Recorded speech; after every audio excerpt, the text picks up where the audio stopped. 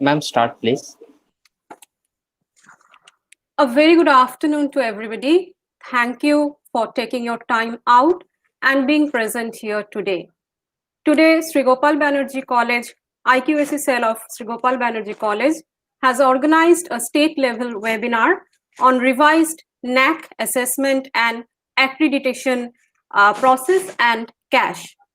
So this webinar will cover two most important issues which poses several questions before us. In fact, we college and university teachers, we often get tormented with these questions. This webinar is just an effort to address these questions, and I must say that amidst this COVID crisis situation is getting intricate over the months. So probably this webinar, it is necessary. This webinar, today we are fortunate to have among ourselves two of the most distinguished speakers who are experts in their own fields. And I'm sure that we will gain valuable insights from their talk. Just before beginning the webinar, just a gentle request to all our participants, please don't clutter our chat box of YouTube with any kind of greetings or any kind of attendance, because it will be then it will be a bit more difficult for us to collect the questions, because we will be running live question and answer session after the end of each technical session. So this is just a gentle request to all of you, and please keep your microphone and video off. Turn off these two things. So formally we begin our webinar here, and I request Dr. Subhash Chandra Ghosh to deliver his inaugural address. Dr. Ghosh, please proceed. Thank you. I'm audible? Yes, you are audible. Okay. Namaskar. I welcome you all present in today's one-day state-level webinar on revised NAAC assessment and accreditation process and CAS, organized by Internal Quality Assurance Cell, Sreegopal Banerjee College, Bagati, Mogra, Hoogly. This is a very prestigious event for our college, as we have with us our guest of honor, Swami Shastrogyananda, who is the principal, Narendrapur Ramakrishna Mission Residential College, Narendrapur, Kolkata, and special guest, Dr. Arthur Kormokar, WBES, and ex-officio ADPI, Vikas Bhavan. I am thankful to our teacher in charge, Professor Debashish Roy Choudhury, and President, Governing Body, Mr. Nishesh Ghosh, for providing all kinds of cooperation in organizing this webinar. I want to express my sincere thanks and gratitude to all the IQAC members and faculty members of our college for their mental as well as physical support to the webinar. I thank to all the participants of this webinar. The webinar actually has turned into an international one, which is actually state level by name, with participation from SAARC countries as well as from participation from 20 different states of India. That is 200 participants from outside West Bengal along with West Bengal. Now we are thankful actually to that our technical support group, who are known as e-learning for all, for the backup of this program. During last 7 months or so, global scenario is totally jeopardized by coronavirus, but the wheel of life is slowly reverting back to normalcy with bubbling of the possibility of new vaccine against coronavirus. With this perspective, we have selected our topic. It is heartening that National Assessment and Accreditation Council, NAAC, has brought in new spirit in the process of assessment. The revised NAAC process has been adopted from July 2017. Higher educational institutions desirous of seeking accreditation from now on will need to understand the changes made in the process. We are fortunate to have Swami Shastrogyananda as resource person, who is also the mentor or appeal committee NAAC with us, who will guide us to today like the North Star to fill this aspiration. Another stalwart, Dr. Arthur Kormokar, will lucidly elaborate on cash. Now, we have patience listening to the respected speakers, and I thank you all. Okay, that's all. Thank you, Dr. Ghosh. Now I request our teacher in charge, Professor Debashish Ray Choudhury, to deliver his welcome address. Sir, please proceed. Okay. Debashish, President is present here. President of the governing No, body. due to some unavoidable circumstances, he is unable to join today. Okay,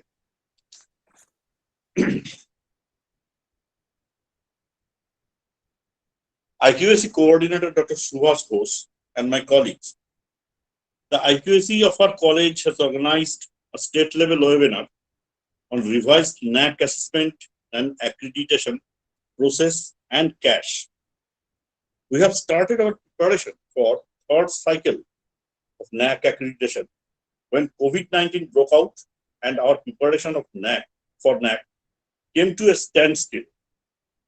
The process of NAAC assessment has totally changed and it has become an online process. As we are not properly accustomed with the new process, today's webinar will definitely enlighten us in our preparation for third cycle of NAAC accreditation in our college. Another subject today's webinar is CAS. We often see that the teachers seeking promotion are always in dilemma in their preparation of proposal for CAS. The lecture on this subject from an expert will help them in their preparation for CAS. But I would like to mention one particular aspect here. The government nominees for CAS selection committee differed in their opinion as how to prepare for CAS. A teacher may have followed the advice of one such expert, or he or she might have attended a seminar on CAS of any such expert in preparing a CAS proposal. But when he or she appears before selection committee, the government nominee of that committee rejects some of or most of his proposal. I have seen this, I have got the experience. I believe this is a real problem. However, I heartily welcome today's speaker of the webinar, Swami Shastrogyananda, Principal, Ramakrishna Mission, Residential College, Autonomous, Narendrapur, and Dr. Arthur Kormokar, WBS, Deputy Secretary, Academic, West Bengal Board of Secondary Education, formerly OSD, and ex officio Assistant Director of Public Instruction, Government of West Bengal. I am grateful to them as they have spent their valuable time for our college. Thank you. Over to Debashish. Thank you, Professor Ray Choudhury. Our President, Mr. Nishesh Ghosh, President of the governing body of Sreegopal Banerjee College, he is unable to join today due to some unavoidable circumstances. So we are starting our technical session, first technical session now. And let us take this opportunity to introduce our erudite and distinguished speaker for the first session, who will be delivering his talk on NAAC. I request Professor Meeta Datta to proceed. Thank you. A very good afternoon to all. We are immensely honored to have with us our first speaker, Swami Shastrogyananda, who is a monastic member of Ramakrishna Mott and Ramakrishna Mission. Presently serving at the office of Principal, Ramakrishna Mission Vidya Mandir, he has an administrative experience of serving 9 years as Vice Principal and over 4 years as Principal, and teaching experience of 17 years at UG level and 12 years at PG level. He has also served as a member of West Bengal Government District Library Committee and member of Monitoring Committee of CPE UGC. At present, he is member of 4 inspection committees for the autonomous colleges, member of Appeals Committee, NAAC, member of State Level Quality Assurance Cell, Higher Education Department, Government of West Bengal, and many more.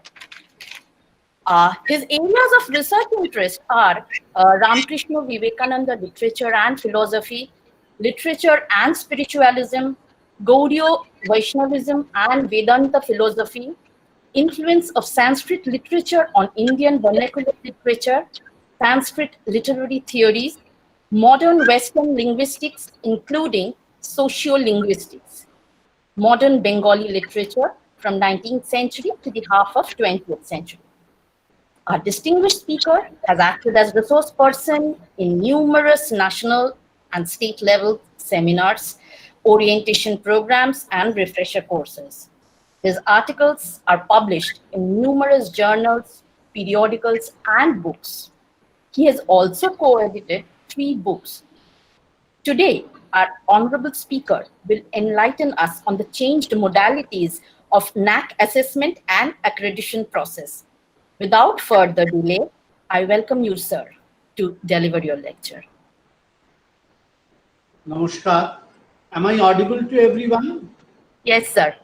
Thank you. Namaskar.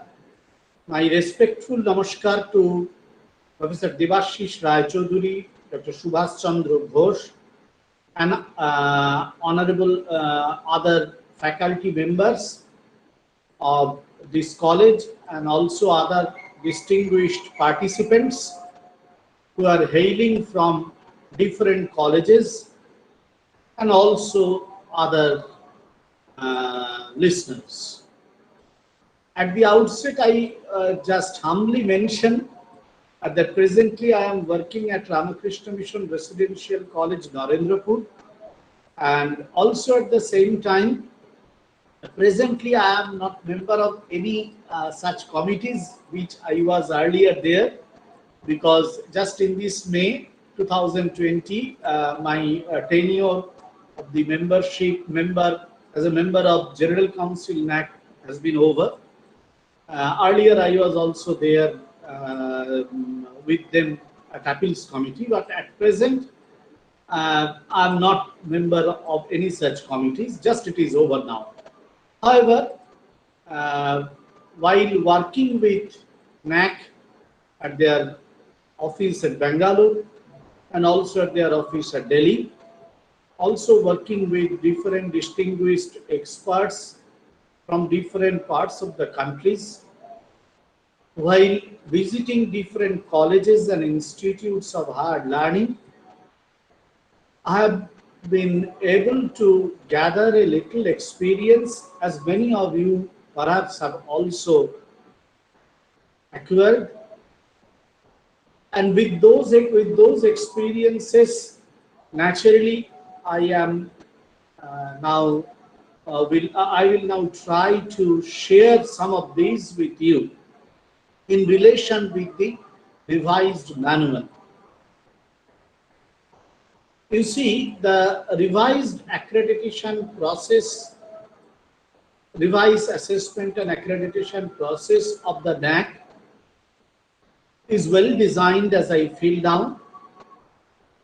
And secondly, if you open the NAAC website and if you go through their manual, data templates, SOP, Standard Operation Procedure, and other related notifications, it will be very easy for you to go for NAAC, to complete all the official processes as required for NAAC assessment. I will not thus try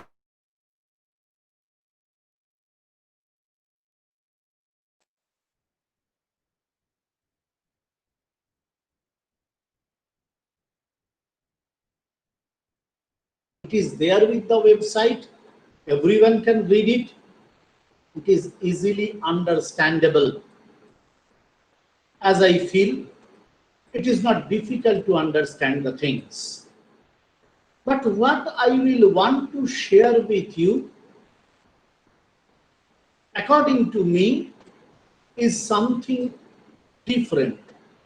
Different in this way that the present NAAC Accreditation Assessment Manual has some other implications, some other nuances that an institute of higher learning is required to understand, is required to remember while going through the process. Now, let me start one by one. First, see, this time NAAC accreditation process more reliant on the objective parameters, the quantitative aspects. It is data-based and document-oriented. They will ask you objective data, and along with that, they will demand from you supporting documents against each objective data. So, when you will sit together for NAAC accreditation process, you need to read together 3 documents. What are those? 1, NAAC manual as they have uploaded. 2, data templates as they have uploaded. And 3, SOP, standard operation procedure. Why these 3 you have to read together? And what do I mean with the phrase read together? First thing is, if you only study the manual, you will not be able to understand sometimes what exact data they need and what relevant document they will demand. So, you need to read together. And this read together means reading each criteria, rather reading each metric together. That means if you fix that today you will read, you will deal with 1.1 of the manual, 1.1 metric of the manual, then along with that you need to see the data template pointed as 1.1. And along with that you have to read, you need to read the SOP of 1.1. That means 1.1 manual, 1.1 data template, and 1.1 SOP. These 3 things we need to study together. This is very important, very important. This we cannot leave at all. So, this I want to mean read together. I will give you one example. See, at one metric they will ask you how many faculty members of your institute have completed PhD. Say, for example, in your college, you may have 30 faculty members, and among them, 16 have acquired PhD. Now, they will ask you this question, but if you write 16, that will not suffice. you have to see the data template. There you will find that against each year means each of the 5 preceding years, you have to give data. So if you are willing to complete the NAAC process in the session 2021, to fill up the 2019-20, 18-19, 17-18, 16-17, 15-16, and 14-15. So from 2014 to 2019, against each year, you have to put how many faculty members were with you who had PhD. That means in 2014-15, there might be 16 faculty members out of 30 who had PhD. Meanwhile, it may be so that one faculty member has retired. So in 2015-16, it may get changed. New faculty members may have joined with PhD. It may increase, it may decrease. Against each 5 year, you have to give the data. Not only this data, you have to put the data, you have to complete the data template. You have to put each 15 faculty members' name who had PhD during 2014-15, who had PhD during 15-16, separately. Now, if you go to SOP, you will find it is written in the manual also, but in the SOP it is very clearly written what type of documents they will demand against this metric. They will demand here PhD certificate of each faculty member. Now you have to collect the PhD certificates of each faculty members against each year, and you have to keep it with you, and you have to upload it on your web portal under one menu, NAAC data documents. And you have to give a straightway link which will land on the field itself. For the participants, just a little, I have an emergency call from Higher Education Department. Just I will.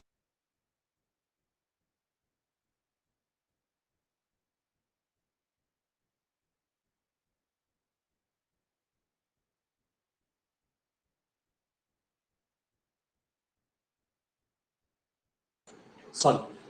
Next. So this is one. This is very important that these 3 parameters we need to keep together. Otherwise, you will miss. If you don't see the SOP, naturally, you will fill the data on the data template. But what will happen that when they will ask you to upload the data, upload the document, you will not find it out. Because as I also work in a higher education institute, I understand how difficult it is to collect all the 5 years data against each metric. It's not metric, it's not a matter of joke. And sometimes while working on this, I have found that some documents will not tally with the demand they have made in their SOP. So they will ask you during delivery process, they may reject you, they may accept you. You have to put your logic, you have to analyze, this thing will go on. So we have to remain very cautious that these 3 things we need to read together, we need to upload, arrange together. This is the first thing which I feel is very important in this new accreditation assessment methodology. Now, the second point is, Another important aspect as it is data driven, this NAAC accreditation process is data driven. Data driven means it based on the data you will submit. So it's your responsibility to authenticate this data. Naturally, NAAC will verify it. It is you, being the member of the HEI, Higher Education Institute, are responsible to authenticate your own data. There may be a third party, but that they will ask you.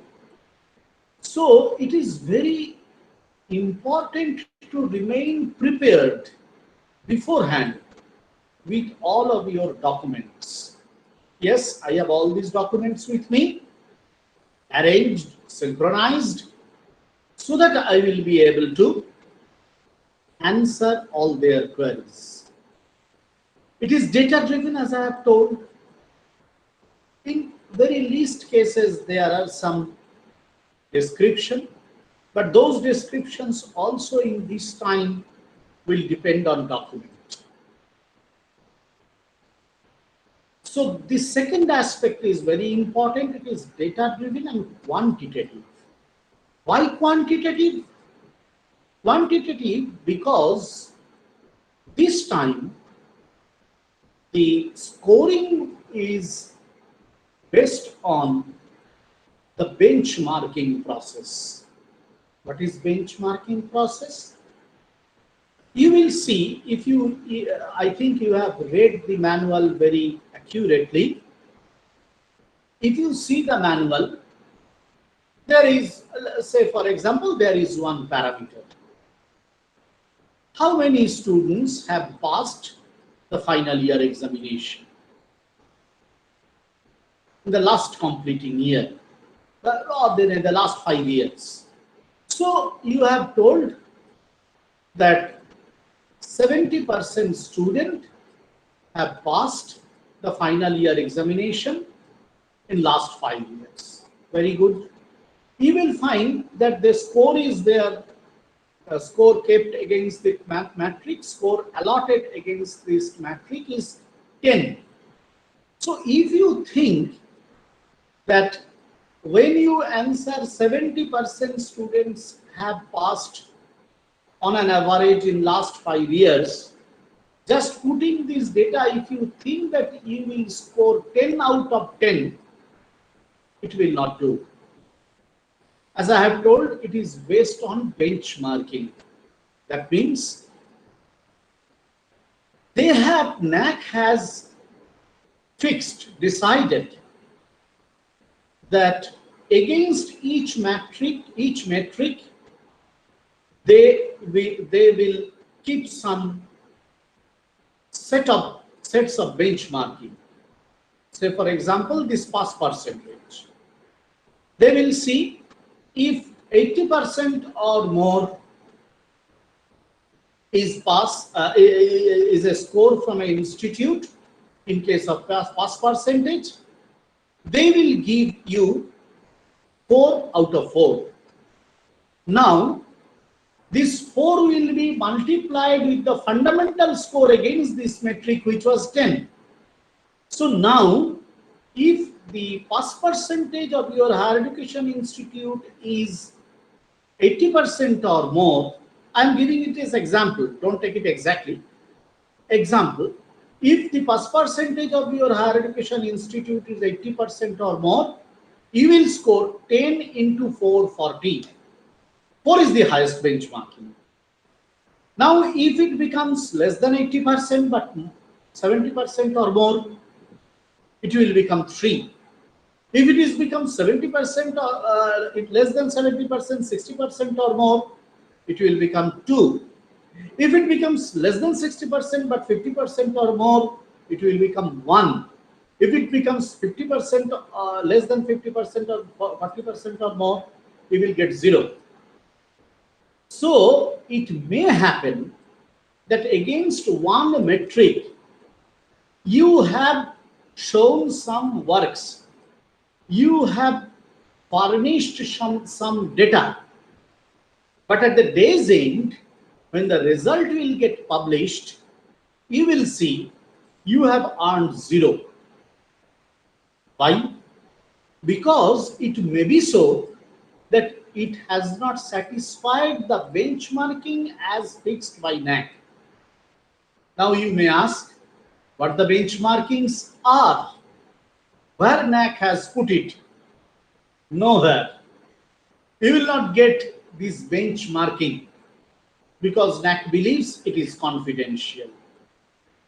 So you will not be able to know, as the sky is the limit in case of the career of a student.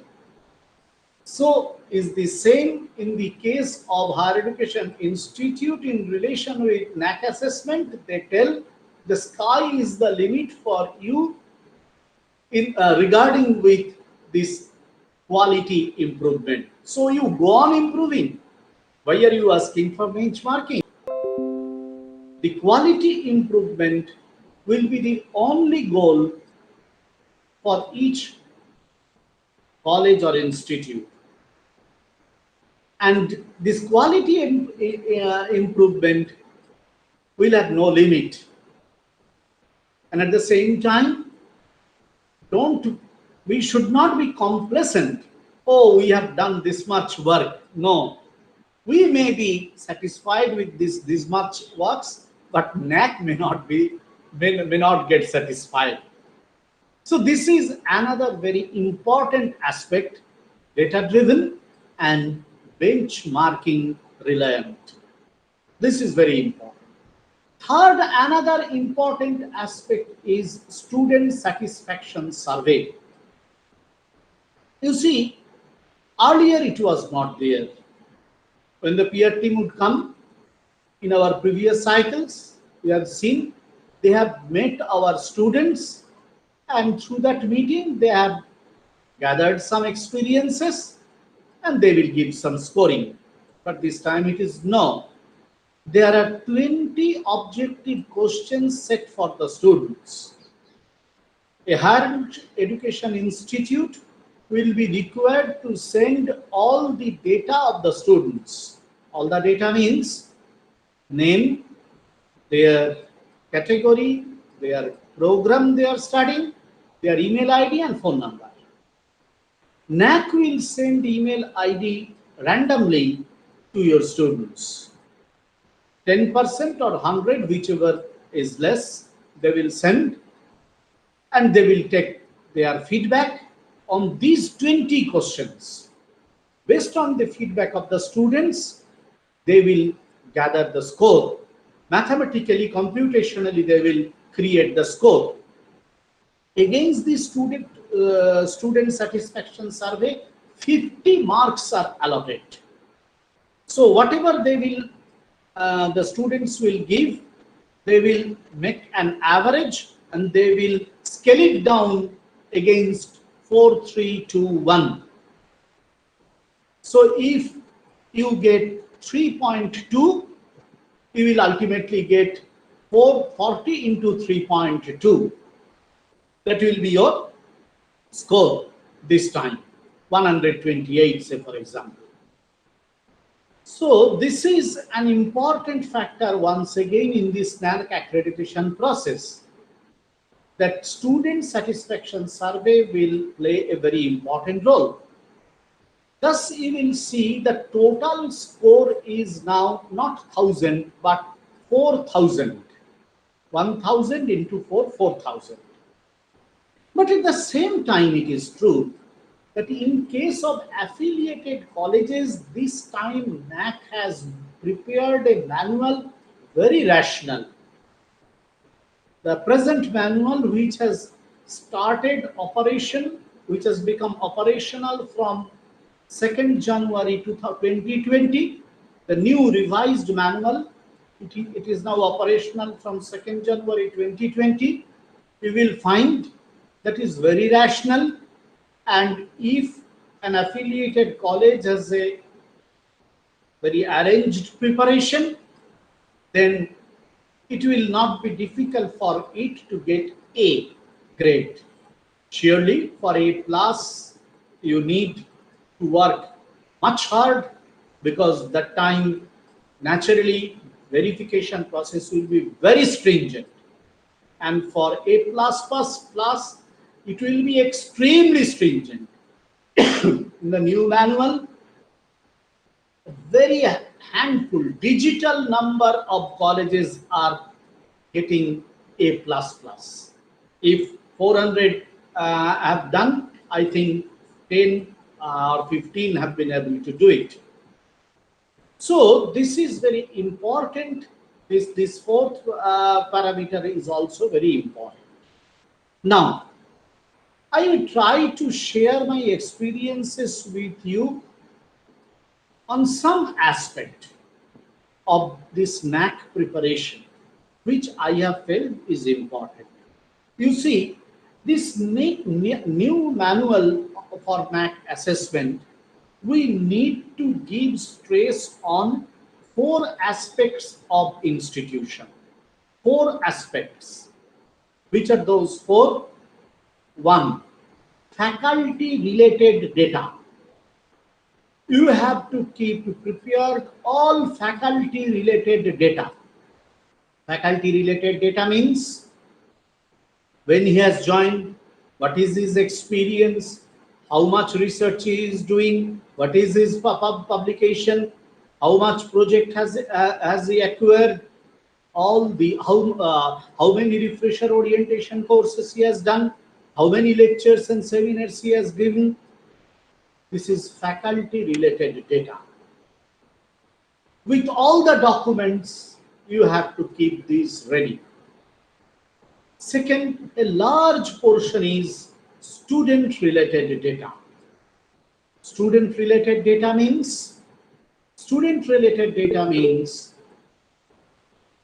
how many students have get admitted, what are the number of applicants, how many, what is the percentage of filling up of your reserve category, what is the percentage of pass, what is the percentage of job placement, what is the percentage of progression, how many students are getting scholarship, how many students are getting awards in cultural and sports activities, how many students are being benefited with different competitive exam coachings, how many students are clearing JAM, NET, etc.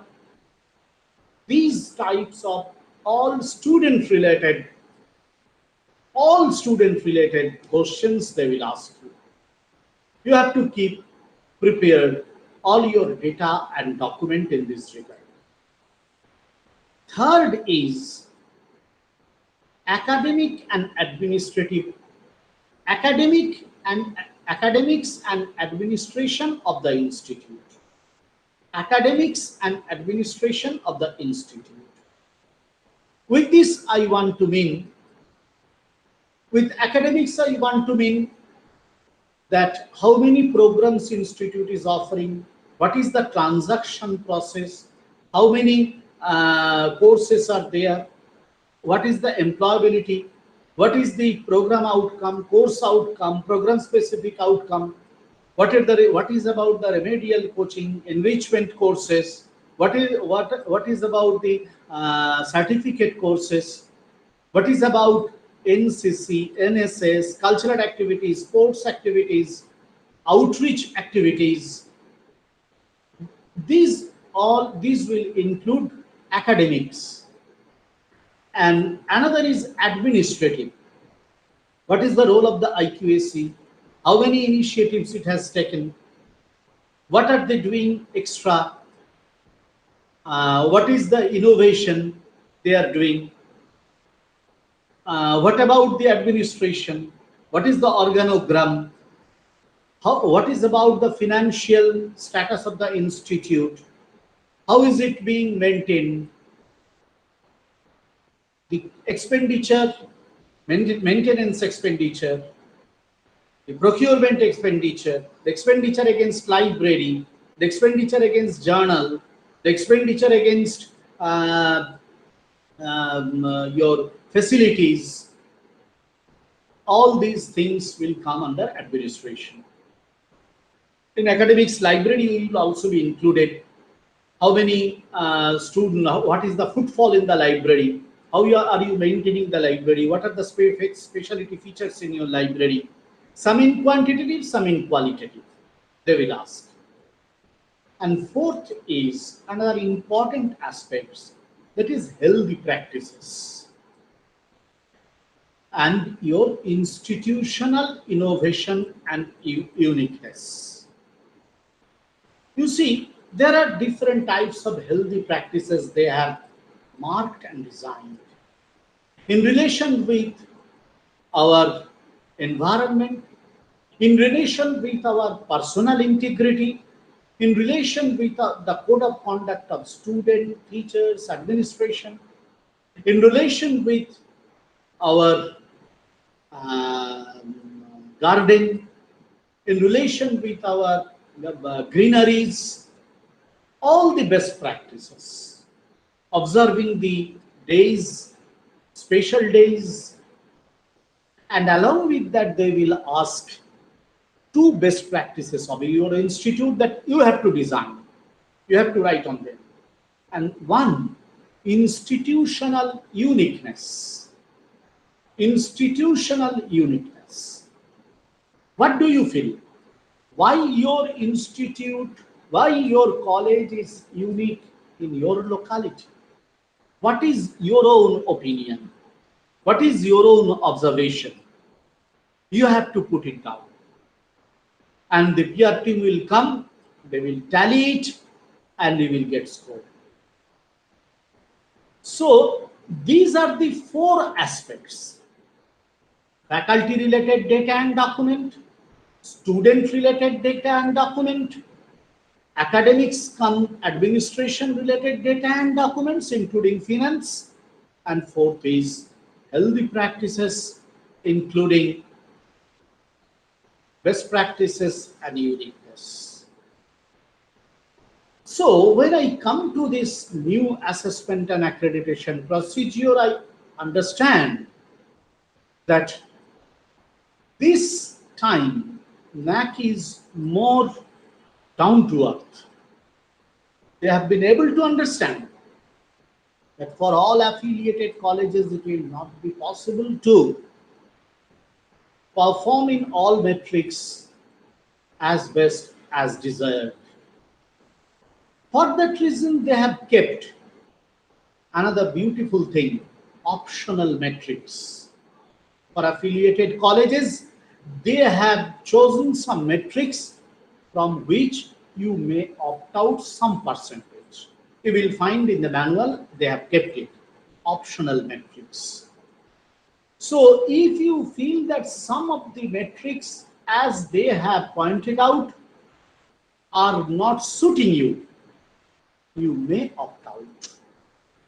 Not any metric you wish and you will be able to part away with that metric. No, that they have designed, that they have marked, but there are some metrics which they have marked and they have felt that that will not be possible for you to perform in those metrics. So you can opt out. The last but not the least is the DVV, data verification and validation process.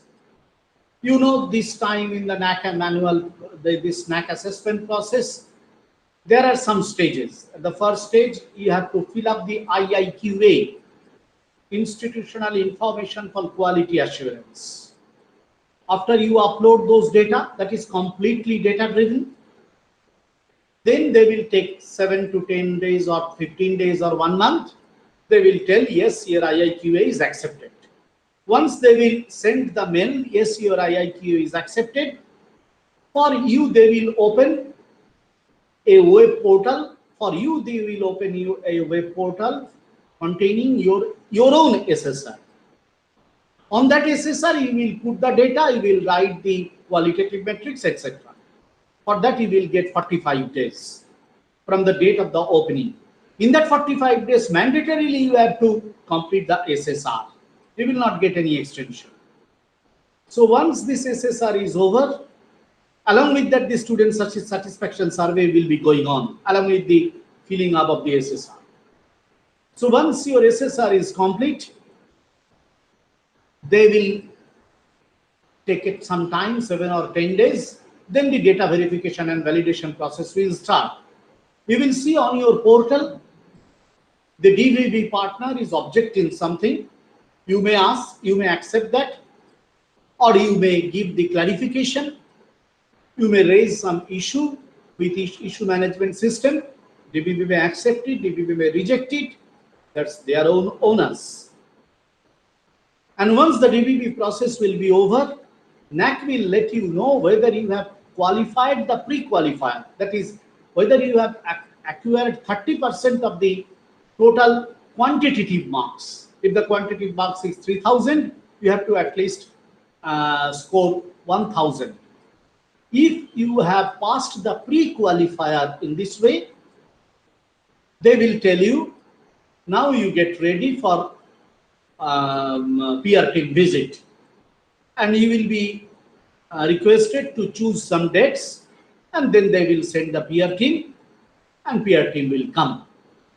So this is the process. You know, I think every one of you know this. Now this DVB is important. Why important? Because naturally DVB will object you. You have to see every morning, every noon time, every afternoon what DVB has written. And you have to give the clarification. And you have to raise the protest. You have to tell, now you are not telling the right thing.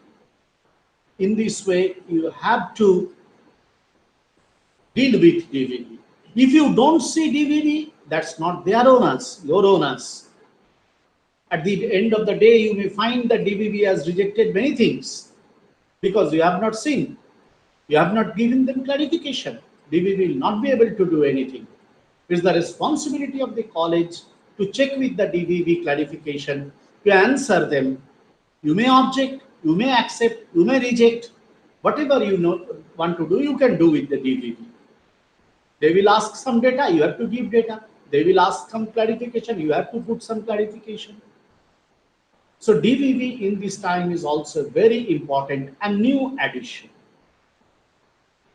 These are the main fundamental tenets, new tenets that we see this new revised manual in NAAC accreditation process.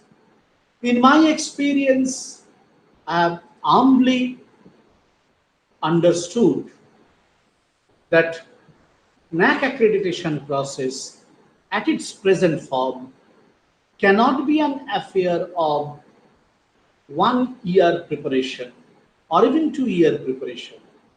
It needs every year's preparation. Each year, we need to get ourselves prepared with different types of activities as NAAC has chalked out, as we may further add to that. If we can go on doing that, and along with that, if we can keep our documents well organized, if we can improve every year in different quality parameters, I think it is not only that NAAC score we will acquire, the entire academic administrative phenomenon of the college will get changed. The entire academic scenario will get improved. And that is the quality enhancement which has been fixed as the target of NAAC accreditation process. I fervently hope that your college, from which you are organizing this, from which you are participating in this webinar, your colleges will surely be able to perform excellent in this new manual, provided the preparedness is maintained and sustained. With these words, I conclude. Namaskar. Thank you.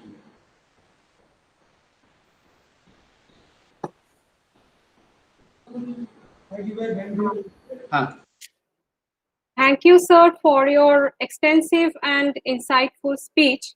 As we have decided, we will run live question and answer session at the end of each technical session. So, do we have any question? Yes, I do have some questions. Yes, sir. Please proceed. Sir, Maharaj, first question is Just 1 minute, sir. Just 1 minute. Okay.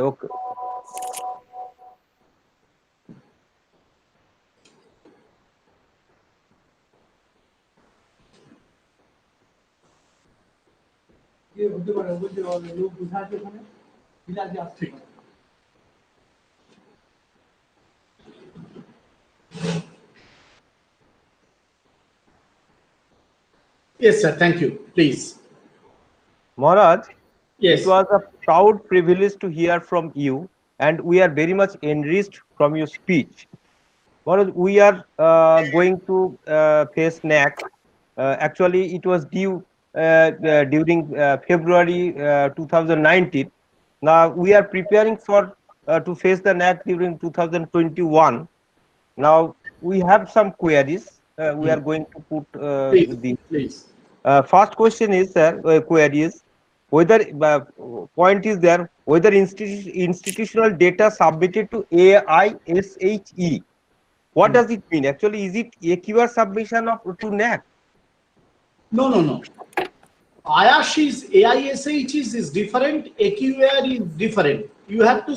This is your third cycle. You have told, isn't it? Yes, sir. So you have to submit all the previous years AQAR. Have you submitted it? No, sir. We are going to submit. That you first submit. Then only you will be able to proceed for IIQA. AISHE is nothing to do with IIQA or AQAR. You have to submit AISHE regularly. They will ask some this AISHE paper. Nothing more, nothing less. Okay. Sir, next query is: does the institution have management information system?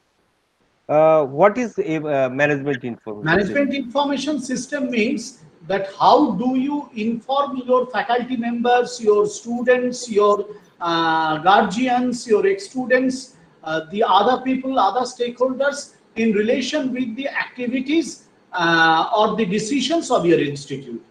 What is the methodology? It is expected that that each institute will develop a digital management information system. That you create some web portal or you create some email system or WhatsApp group, everything will come in this. Okay. This is management information system. That will be a digital system. Okay, sir. Next, whether structured feedback received from all stakeholders. What is actually structured feedback?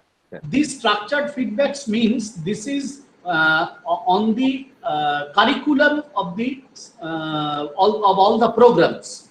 That means you are offering different programs, BA programs, BSc programs, honors or general.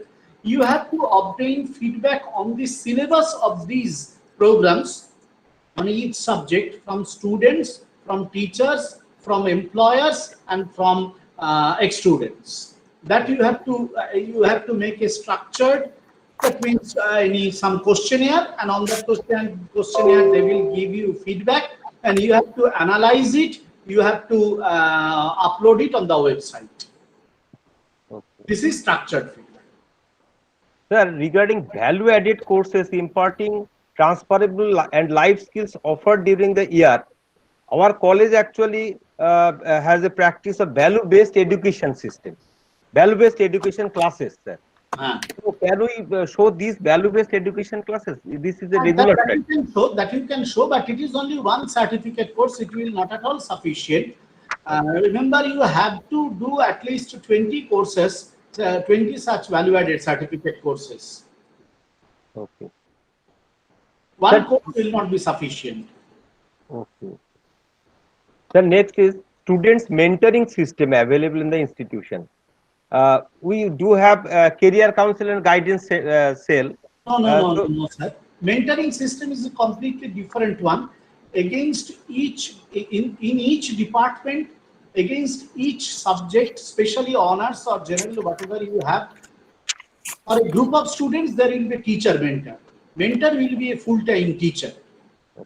So this is the mentor system where the teacher will take care of the students in terms of his academics, even in his personal matters, financial matters, etc. And that you have to document in your in some books. They will ask those documents. Okay.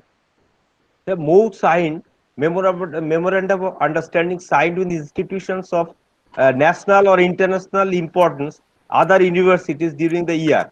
We do have, sir, Netaji Subhash Open University as well as private computer center in our college. Can we show this to? Has there been any MOU? Yes, there is a MOU. You can show that. No problem. Now, sir, last question from my point of view. E-content developed by teachers such as E-PG Pathshala, Swayam, and institutional learning management system, etc. Please, sir, clarify this thing. That means that now, in fact, in this pandemic situation, what we are doing, we are creating some e-content. Okay. And so that we are uploading in our website. That can be considered. Okay. But I doubt whether it is in your revised manual. It is there, the manual in the which is operational from 1st January, 2nd January 2020. Is it there for affiliated colleges? Oh, I am not sure. Please check it. Okay. There is a revised manual from 2nd January 2020. You follow that manual. Okay. So we have to upload AQR following this 2020 AQR. Yes. Okay. You please check it. Okay.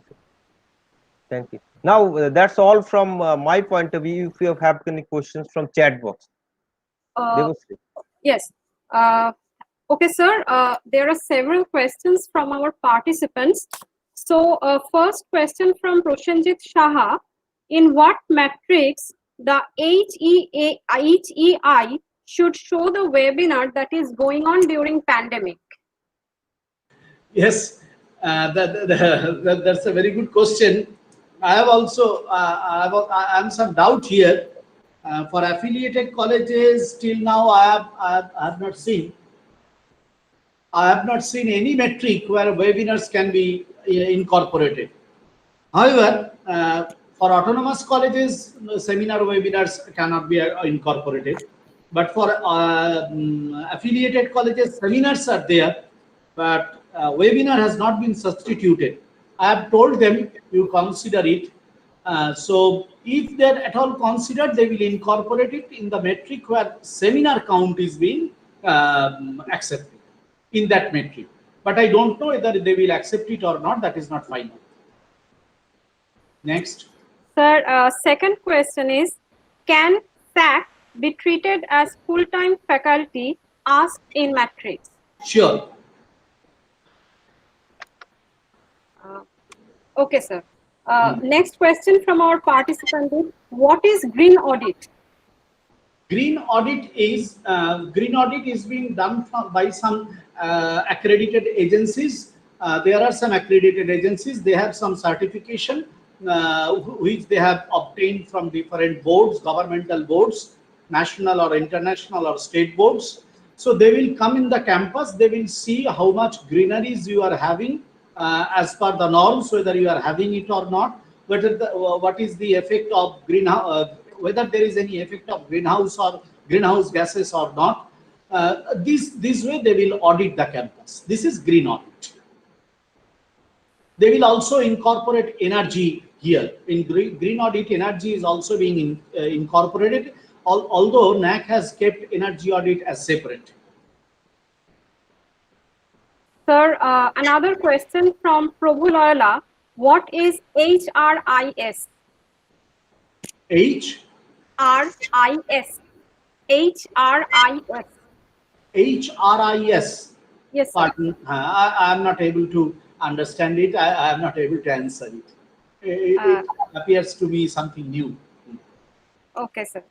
So one question from Professor Pinaki Dev. whether pre-qualifying percentage is 30% or 25%. This is actually a Oh, yes, clarification. yes, yes. No, in the new manual for affiliated colleges, it is now 25. For autonomous colleges, it is 30. Sure, sure. Autonomous college and universities is 30, but for affiliated college, it has been lessened to 25%. Sure. The next question is, what is the last date to apply for NAAC this year? So there is no last date for NAAC. All over the year, anyone can apply. There is no last date. On any date you can apply. When you feel that you are prepared, you may apply. But before apply, you must get prepared. Otherwise, you will not be able to complete the SSR within 45 days. It's very difficult. Next. Sir, one question from Dr. Ramyani Goswami. How to create an incubation center in the academic institution? Incubation center, once again, incubation center, the question of setting up incubation center was earlier in the previous manual. In the new manual, the setting up of incubation center has been removed because we also feel that for an affiliated college, even for an autonomous college, it is difficult to start an incubation center. Because to establish an incubation center, it is required that the institute will develop its research wing as best as possible. It should be a high-end advanced research in the institute. Apart from that, there should be something innovation, and with that there should be an industry linkage. Then only an incubation center will be possible to get set up in any institute. It is difficult for an affiliated college to set up this. So in the new manual, which is operational from 2nd January 2020, there is no mention. Only the word incubation is there, along with some other innovation, incubation, all these things in the qualitative metrics. So I think there is no need of becoming anxious how to set up incubation center, all these things. Sir, one question from Dr. Bapun Kumar Maiti. What is the role of library in NAAC assessment? There is a great role, you see, because they will ask you what is the yearly procurement in terms of books and journals in the library. They will ask you what is the footfall in the library. They will ask you in the qualitative metric, they will ask you what are the basic amenities in your library. And peer team will come and will specially visit the library as an academic support system. So naturally, library has a great important role. Next question, how to score good marks in research and innovation section? You see, in the research, to score good marks naturally, first thing is we have to bring some good projects from DST, from state, from now this SARB is there, from these institute. This is one. Second is we have to publish regularly in accredited journal, Scopus Index journal or UGC Care journals. And also we have to publish in different ISBN seminar volumes, etc. So these are the things. These are the things we need to keep in mind. Sir, next one is probably a clarification, I think, and not a question. Actually, Joyanta Kumar Pradhan, he wants to more about the feedback format of student. Can you please clarify this one? Feedback, pardon, one second, please. Feedback format of students. Feedback format means the students will give the feedback on the curriculum they have studied. Say, for example, the students of second year will give the feedback on the curriculum which they have studied in first year. For that purpose, an institute should prepare a structured format on which the students will give the feedback. We may not take the feedback from all the students, we may take the representative feedbacks. Next question from Shopna Ghosh. What type of documents have to be shown to NAAC peer team if a college has career counseling and guidance center? For that, you have to show them this notification which has set up this career counseling and guidance center. Second, the list of activities. Third, an annual report. And fourth, the photographs or videos against the activities as are recorded with you. Sir, a question from Binoy Robidas. Can the teachers help their students in answering the questions asked by NAAC? You see, in the present open book examination, naturally students are getting help from different their guardians or books. So in case of NAAC, it is also it is likely open book system where students are administrative are there when they are maybe there when they are answering these questions, if they answer the questions from their colleges. But it is expected that the students will not be guided while answering the questions. Only one thing what NAAC tells, that beforehand the questionnaire should be handed over to the students and the students should be made understand what the question means. But when they will answer, it is expected that no one will monitor them, that you give this score or that score. No. Sir, next question is e-library essential for NAAC? You see that they don't expect that the total library will be transformed as e-library. But if you keep e-books, naturally that will be an extra credit. If you procure some e-journals, e-databases, that will also be an extra credit. Next question. This is another clarification, in fact.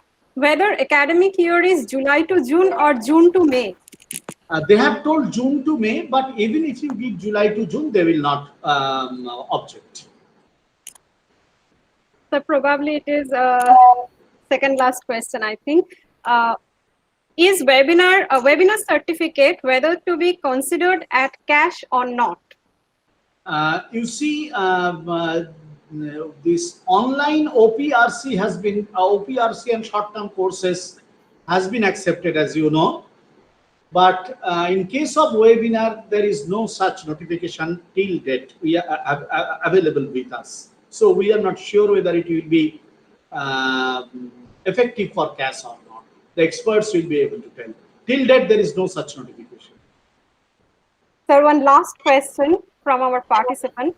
Which activities will be considered as extension activities, and will these activities are for our own students or other students? Question from Meghna Gupta. Which activities? Which activities will be considered as extension activities, and will these activities are for our own students or other students? Extension activities, generally it is considered the activities which are being performed by the students and teachers and administrators of a particular higher education institute for the neighboring area or for other marginalized section who are not directly included in the higher education institute. So naturally extension activities which are organized for the people other than the stakeholders of the higher education institutes will be considered. Okay, sir. Heartfelt thanks on behalf of our college for your inspiring, extensive, and insightful lecture. Thank you, sir. Thank you. Sir, I have one question. Just one question, sir. Sir, just one question. Sir, we have a question from our IQAC convener, Dr. Ghosh. One last question. Sir, just last question, sir. Yes. Sir, we have filled up and prepared the AQR of July 2017. Now, is it different? AQR is different in published in January 2020. Perhaps they have not till uploaded the new AQR. Perhaps they were scheduled to upload it, but perhaps they have not uploaded it. It was there. New AQR format was there for the feedback. Feedback is over. They will perhaps upload it within short days. Till they don't upload, you may follow the old format. Once they upload the new format, you have to go with the new format. Okay, sir. Thank you. Thank you. Okay. Dr. Ghosh, do you have any other question? Because no. it is much needed for our college. Okay, thank you, sir. Thank you. Namaskar. Thank All right, you, sir. thank you very much. We are very much enriched, sir. Okay, sir. Thank you. Okay, sir. Uh, so this is end of the first technical session. I think our second resource person has joined, Dr. Uttam Pal. Yes, I'm ready. Okay. Dr. Partho Kormokar has joined. Okay. Thank you. Okay, sir. Thank you. So let us again have the opportunity to introduce our resource person for the second technical session. And for this, I request Dr. Uttam Paul to proceed. Please. Thank you. Dr. Paul. Thank you. We are very much glad to have with us Dr. Partho Kormokar as the speaker of this session. And of course, it is my pleasure to introduce him. Dr. Partho Kormokar is an eminent mathematician as well as administrator in West Bengal Educational Service. After completion of master degree in applied mathematics and B.Ed from the University of Burdwan, he joined at Janaki Lal Shiksha Sadan, Katwa, as an assistant teacher in 1999. He pursued a career in doctoral research in mathematics and awarded with PhD degree from NIT Durgapur in 2013.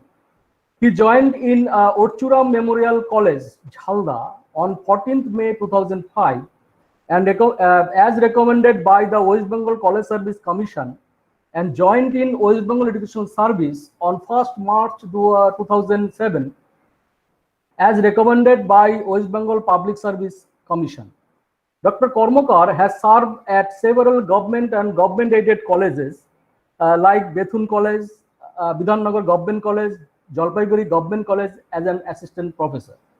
He also served as officer in charge or principal in charge of Muragacha Government College, West Bengal. He acted as OSD and ex officio ADPI of Higher Education Department and presently posted as Deputy Secretary Academic of West Bengal Board of Secondary Education. He is guiding PhD students as joint supervisor in mathematics department at NIT Durgapur and Sikkim Skills University, and also guided PG students for their master thesis project. He published 17 research papers in national and international reputed journals. His interested research areas are applied mathematics, math education, and statistics. He is an editorial board member of Journal of Statistics and Mathematical Engineering. Dr. Kormokar is a renowned author of several textbooks on mathematics as well as books for competitive examinations. Apart from these vast scientific activities, he is associated as Assistant Secretary with Calcutta Mathematical Societies and live member of various associations of mathematics and science like CIRE, AISTA, TPSH, IIMT, etc. Besides his mathematical research, both theoretical and practical, he has immense works on organizing different seminars, symposium, training, and workshop on mathematics, public examination in school, college, and university level. He has received various academic achievements awards from different academic bodies of India. He has the experience of both organizing and attending refresher courses and enrichment workshops on mathematical model, analytical, computational approach, counseling, etc.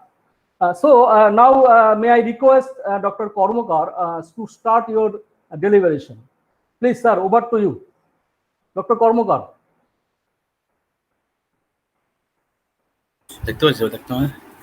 নমস্কার। Yes. Am I visible and audible?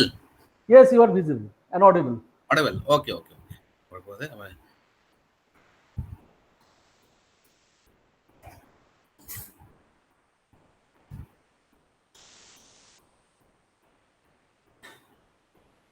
Please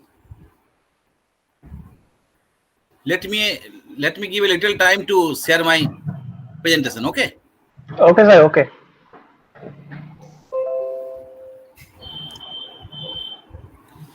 Sir, your screen is visible. Visible?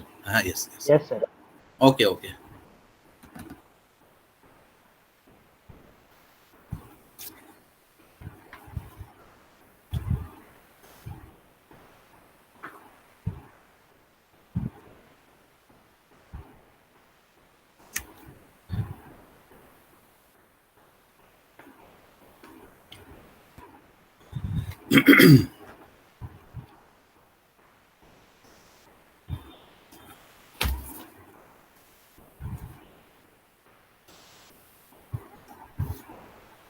Start sharing হবে না? ও ঠিক আছে।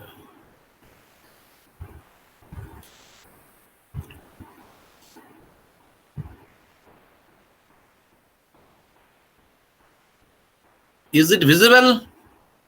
Yes, sir. Is it visible? Okay. Make it full screen, sir. Okay. Okay. Yes, sir. It's fine. Okay. Namaskar. Good evening to all of you. Professor Devashish Roy Chaudhary, teacher in charge of Sreegopal Banerjee College. Respected Mr. Nishesh Ghosh, President of Sreegopal Banerjee College and Chief Patron of this webinar.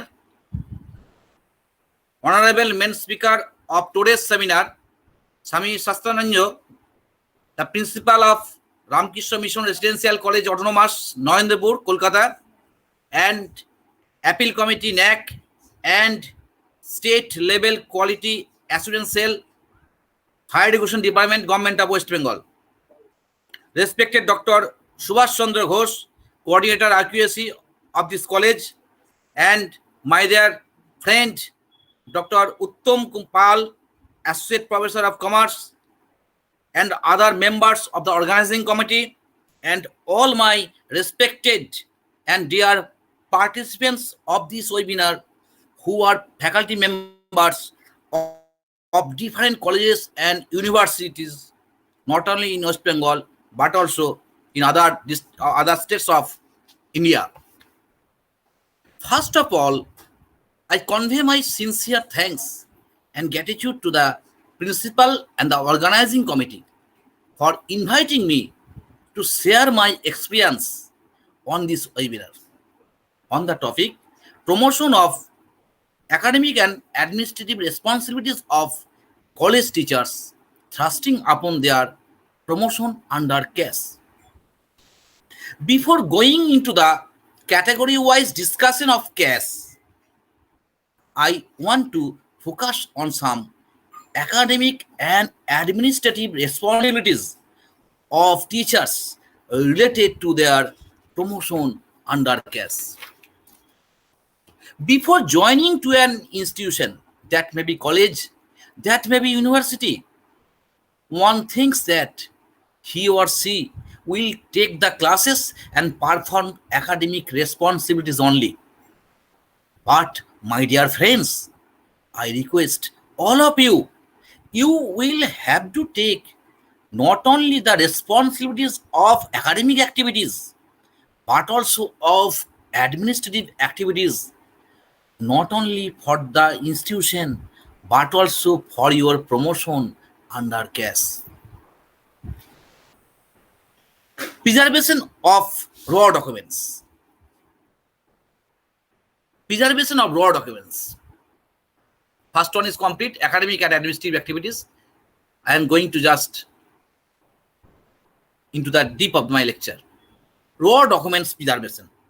I request all of you to keep all the raw documents which are possible to get in the college or outside the college also. Suppose you are acting as an invigilator in an examination, that may be college exam or university exam. We all know that there is a convener in each exam committee, and the convener prepares a roster of teachers for invigilation. Please take a photocopy of it. Of it means of the roster of teachers.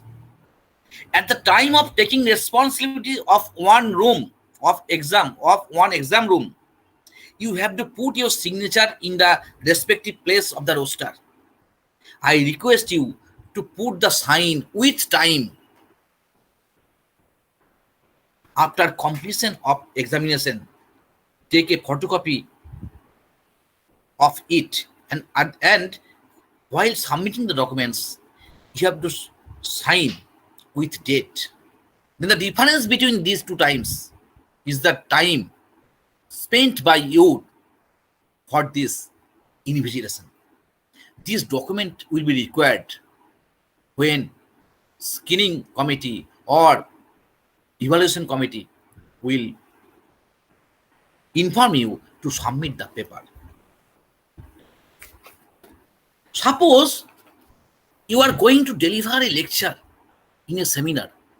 That may be state level, that may be college level, that may be national level, that may be international level. When you are invited by the organizer, please request the organizer to send you an invitation letter for delivering your lecture or keynote address, whatever it may be. And after completion of your program, please try to take a letter of performance from the organizer. Therefore, you have to keep two documents. One document will prove that you were assigned to act as resource person, and the other document will prove that you have performed the assignment.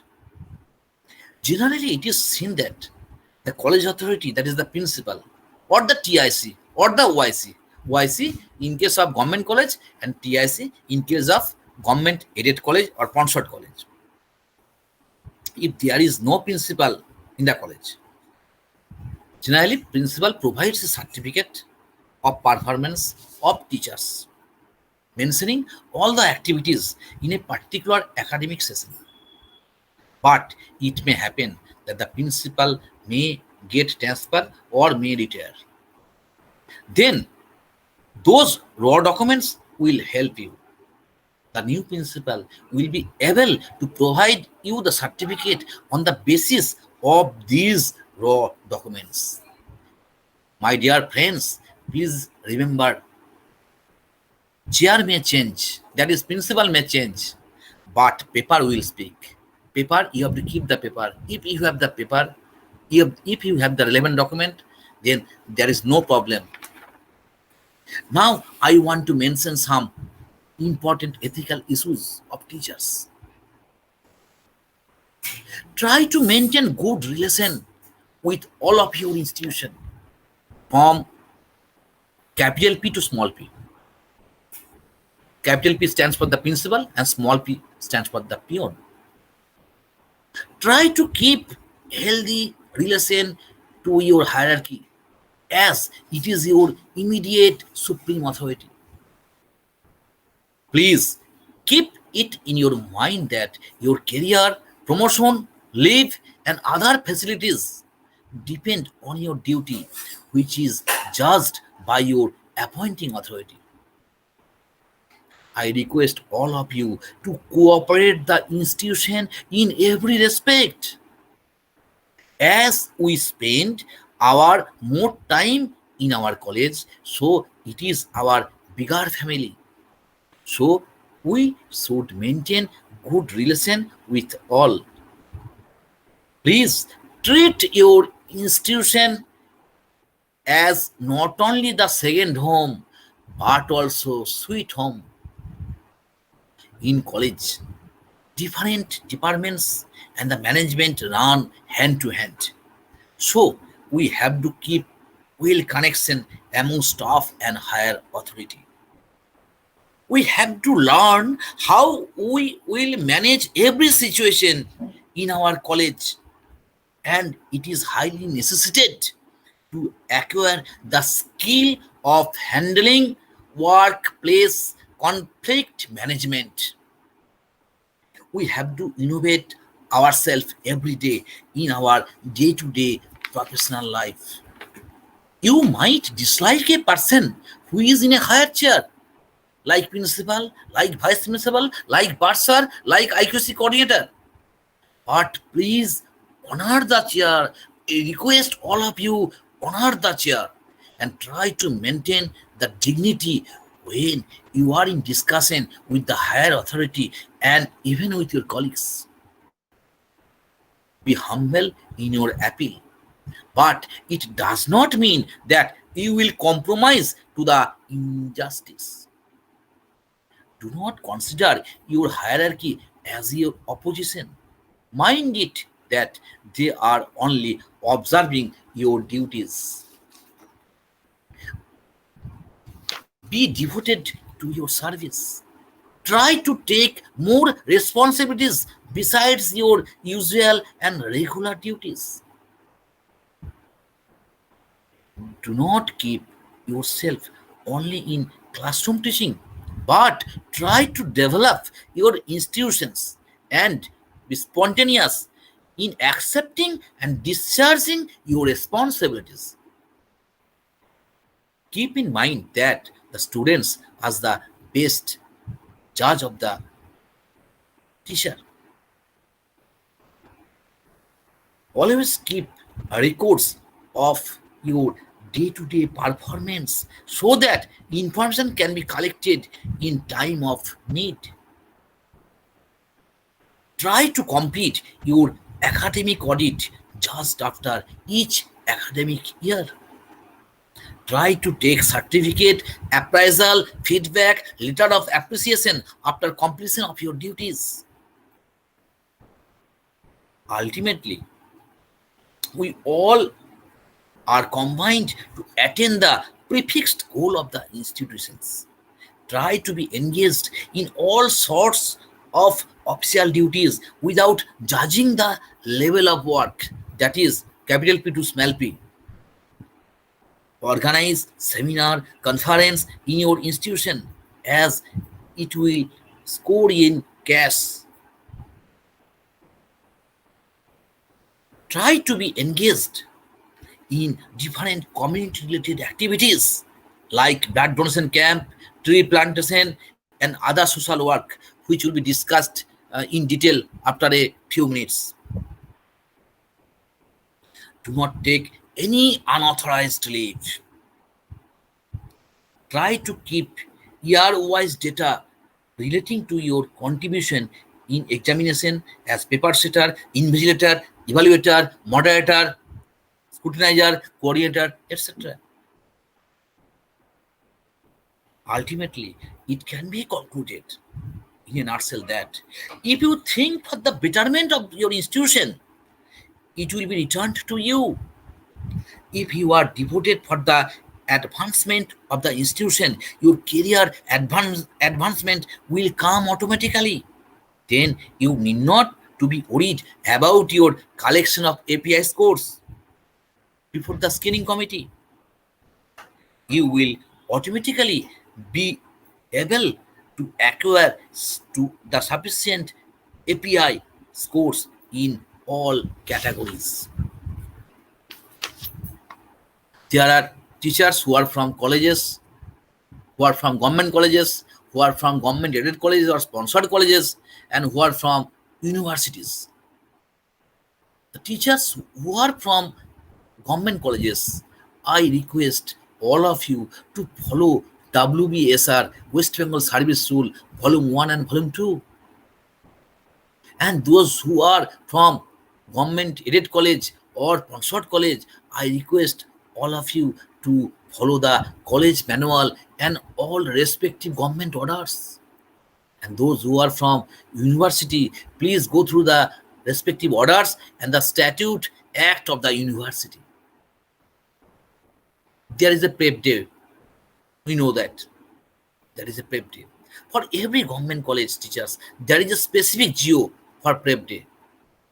Note that the principal may ask you any query for prep day as per GO. I want to mention an important matter related to your service. Suppose You are assistant professor or associate professor of an institution. That may be college, that may be university. You have got a postdoctoral fellowship inside or outside India. Then you should take release from the institution, mainly from the college. I am telling about the college. You should take the release from the institution not only after getting NOC from the concerned GB or the administrator of the college, but also you have to get the approval from the DPI West Bengal or the department, as the case may be.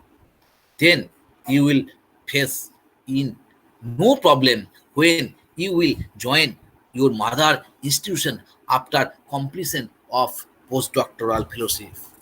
Otherwise, if you don't take the approval from the DPI West Bengal or the department, you may fall in several problems for joining. Teachers Council is there. In every college there is Teachers Council. All of you should go through the respective GO. Governing body is there in the college, and there is respective GO. GO number is 493 Indian CS, dated 5th March 2017. Please follow it, who are GB members of your college and other colleges. About service book, each and every faculty member should keep a duplicate service book or an attested photocopy of it. If the original is lost, anyhow, it will meet the same purpose. About transfer of teachers, you know that for both government and government colleges, there are specific transfer order.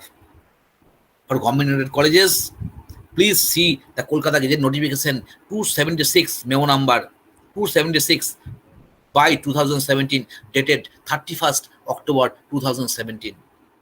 And this order consists of 9 pages, an application for 6 pages. Under 3 grounds, you can apply for transfer: own seeking, mutual, and transfer in public interest, that is administrative transfer. But keep it in mind that transfer under this rule cannot be claimed as a matter of right.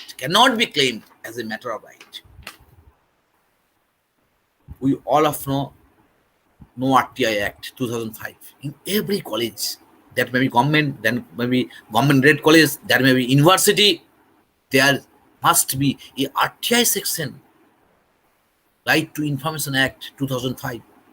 And there is a order by the DPI West Bengal bearing memo number ED 1964, dated 22nd September 2017.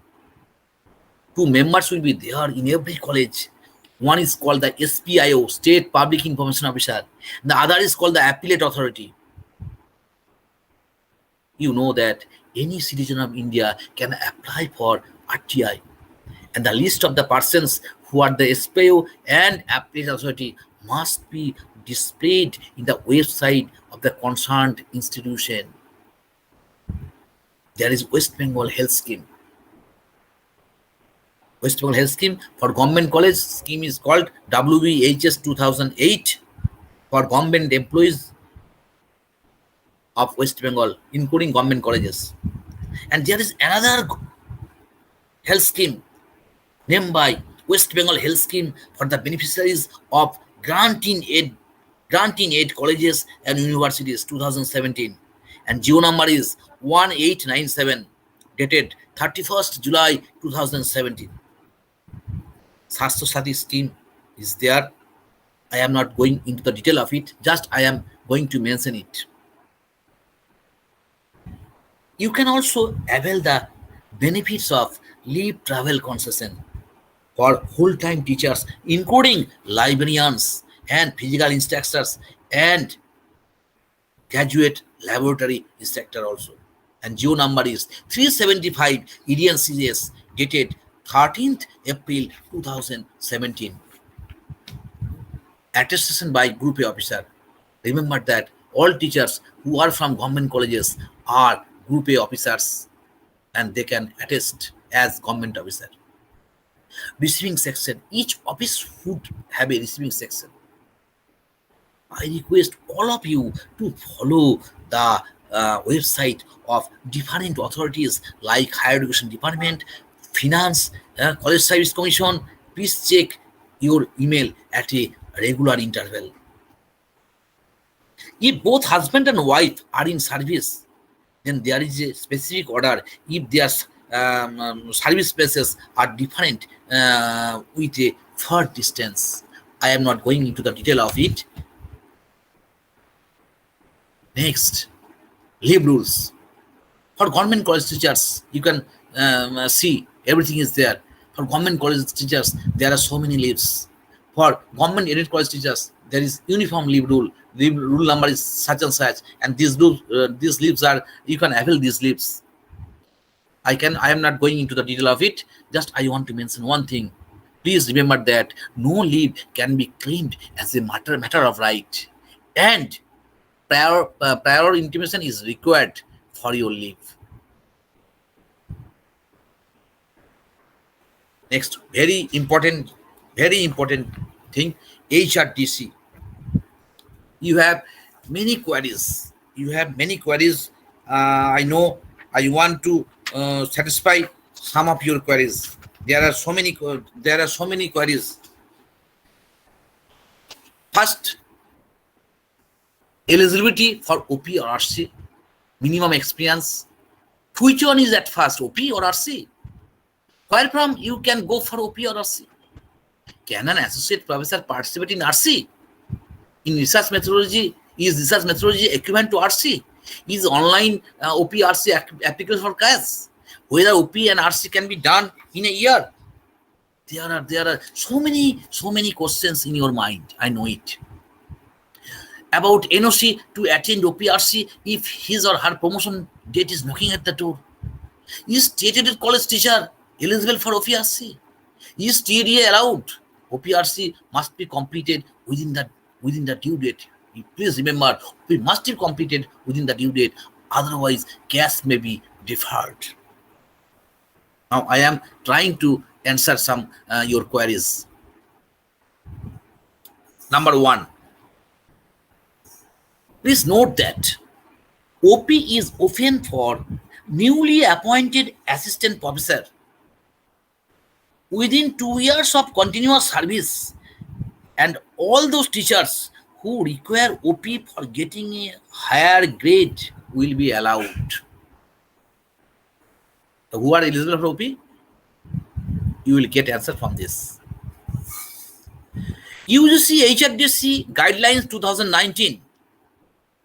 In this regulation, it is mentioned that OP is for newly appointed lecturers up to 6 years of continuous service, and all those teachers who require OP for getting a higher grade will be allowed. About RC. RC is open for participants having an OP as prerequisite qualification. That is, you have to complete first OP, then RC. This is the rule. However, there is, please note my word. However, in exceptional cases, a teacher may be allowed to complete a RC prior to completion of an OP. But there should be a gap of 1 year between two courses, subject to relaxation as per UGC rules. Next, faculty members working in universities and colleges that are included under Section 2F of the UGC Act, even though they may not yet to fit under Section 12B, may be invited to participate in OP or RC. The teachers of colleges that do not yet to come under the purview of 2F but have been affiliated to a university for at least 5 years will be permitted to participate in the courses that is OP and RC and short-term courses. Please note that the courses conducted by PMMM NMTT centers shall be recognized as indicated in UGC regulations 2018. PTPLM NMTT means full form of this is Pandit Madan Mohan Malabya National Mission on Teachers and Teaching. This is a central sector scheme with all India coverage.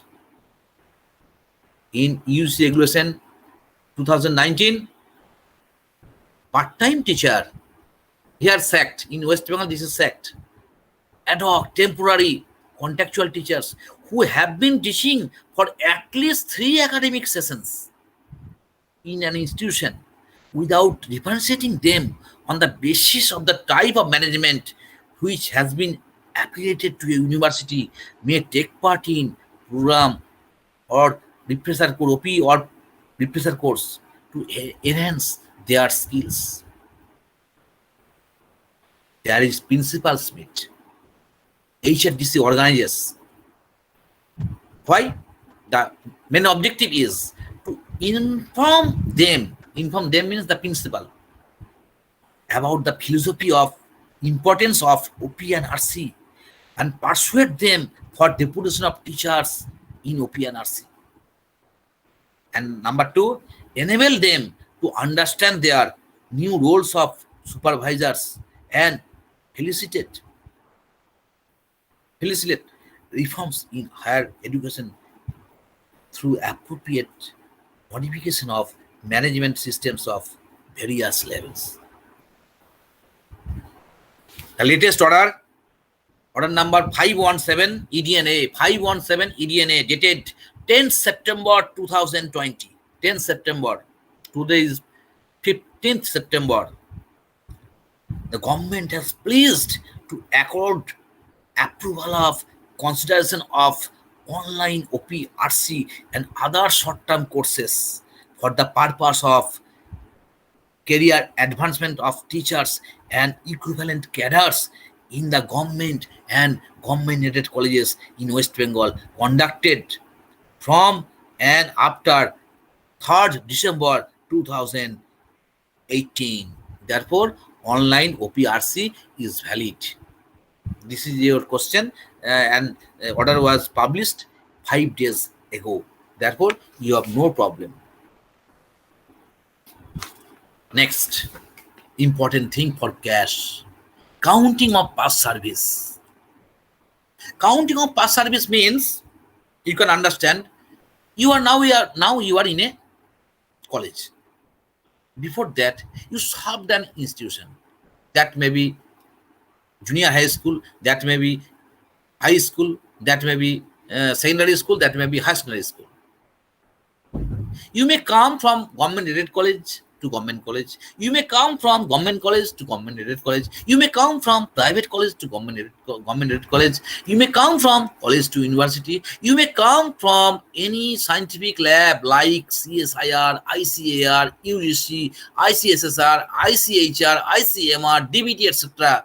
From these national organization, scientific lab to any college or university. The question is that whether your past service will be counted or not. This is your question. Remember that if you come from school to college,